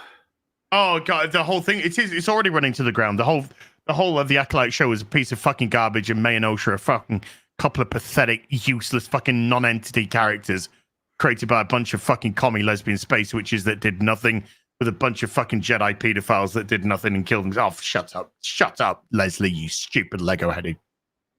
See you next Tuesday. Flappity has been a member for 17. Not sure of Stockholm Syndrome at this point, but I'm happy, so let's keep going. There you go. That's a nice way to end. Morley! We are completely caught up, which means this Sunday I can just dick around on stream for afternoon tea with us. Have you got anything that you'd like to plug before we go? Yeah, sure. You can catch me and Az this Saturday going over everything from Boogie's announcement of cancer to we're going to go all the way up to the previous from the newest stream. Mm-hmm. So the one that ends with him with his butter knife. We'll see up to that. I might throw the Tipples clip in there though. I think that would be rude not to. Mm-hmm. Chat, I will be back tomorrow. With Rip and a Silverback, 7:30 UK time, 1:30 Central. And then you'll see me on EFAP on Saturday, and then I'll have my Sunday shows from likely a different location in the house, because I will be clearing out this office completely. This office is going to be emptied. It's going to be painted. It's going to be new laminate floor is going to be fitted. And then it's going to be put back together differently. So things are changing. So I'm going to be off the interwebs for a few days. Spooky. So I'll see you Saturday, because EFAP's great, because I can just do that on my laptop, mate, with the headphones on. Oh, beautiful. In bed. Touching myself. But don't fall asleep, all right? That's just how it'll happen. I'll be like, Az hasn't spoken in a whole hour, and then you get the. And it's like, wait, play the clip quick, and then he goes, yeah, and then you wake up like, what? I'm here. Like that, yeah, screaming like a lucid nightmare. The first half of that is up, by the way, on Moolah, and Az is there for 4 hours, I think. I did, we started later, but I did 4 hours of show. Yeah, and the point of it was to go all the way back to where he started, And, to start with his first controversy, which is back in the day, believe it or not, the first controversy was he's not taking strong enough positions on arguments. Yes. He's That's a what fence people, sitter. yeah, that's what people were worried about with him at first. But as we go through the years, the controversies get more and more significant. I even remember that. I even remember going through the Boogie's a fence sitter phase. Yeah. He was annoying people because he was injecting himself into conversations and then he was saying dumb shit. I think that clip from Ethan really summed it up, which is funny because he's got his own fucking issues. But him saying, you can't just wish someone well without fed sitting. It's like, he said it when Ethan was in hospital, I think. Boogie said, a lot of people wish you dead, but I hope you get better. It's like, what the fuck? You can't even just say get well soon. Like, and the total biscuit death and all of that. Unacceptable, dude. So many. Big thank you. Sorry, go on. He never understood what was wrong, and it's because he's just not a genuine person. Maybe he understood what was wrong. He just didn't want to change because he knew he knew what his plan was. Remember, he was always trying to get as many people as possible to adore him, and that backfired when he kept doing it over and over again with every person ever, so that everyone eventually hated him. Then don't come into our discussions that require nuanced discussion. Like, he never actually held any positions. He's not genuine on anything. He only cares about himself, right? So like whatever he's got to say. Remember, there's tweets where he says misgendering people should land you a misdemeanor. Yes. He says that, and then everyone's like, "What the fuck are you talking about?" And he was like, "Whoa, no, I've changed my mind." I've done more research, and I just realized what I'd said. Yeah, he did that with everything, and that's what was kind of revealing about the first compilation was it's the same thing every time. He makes a statement, then he makes the opposite, and then he finds some middle ground that's bizarre based on everyone giving him backlash, and then he complains that everyone's mean to him and he's suicidal to try and get everyone to leave him alone. Crazy. Yes. Oh yeah. I'm gonna. People are coming at me. Guess what? I'm gonna kill myself. Yeah. Yeah. You can only do that like 58 times, Boogie. You've done it 76 now. Yeah. So before we go, once more with feeling. Ooh. My mother twitted my fucking tipple. My mother twitted my fucking tipple. You know what it is, dude?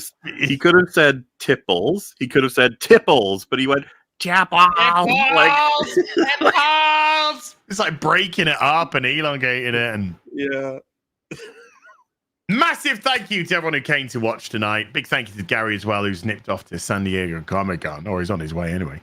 Mods, thank you so much indeed for giving up your free time. Everybody who super chatted, membered, remembered, gifted memberships. Thank you for supporting the channel. We'll be back next week over on Gary's channel. Until then, you take care. Goodbye, Blue Bull. Bye.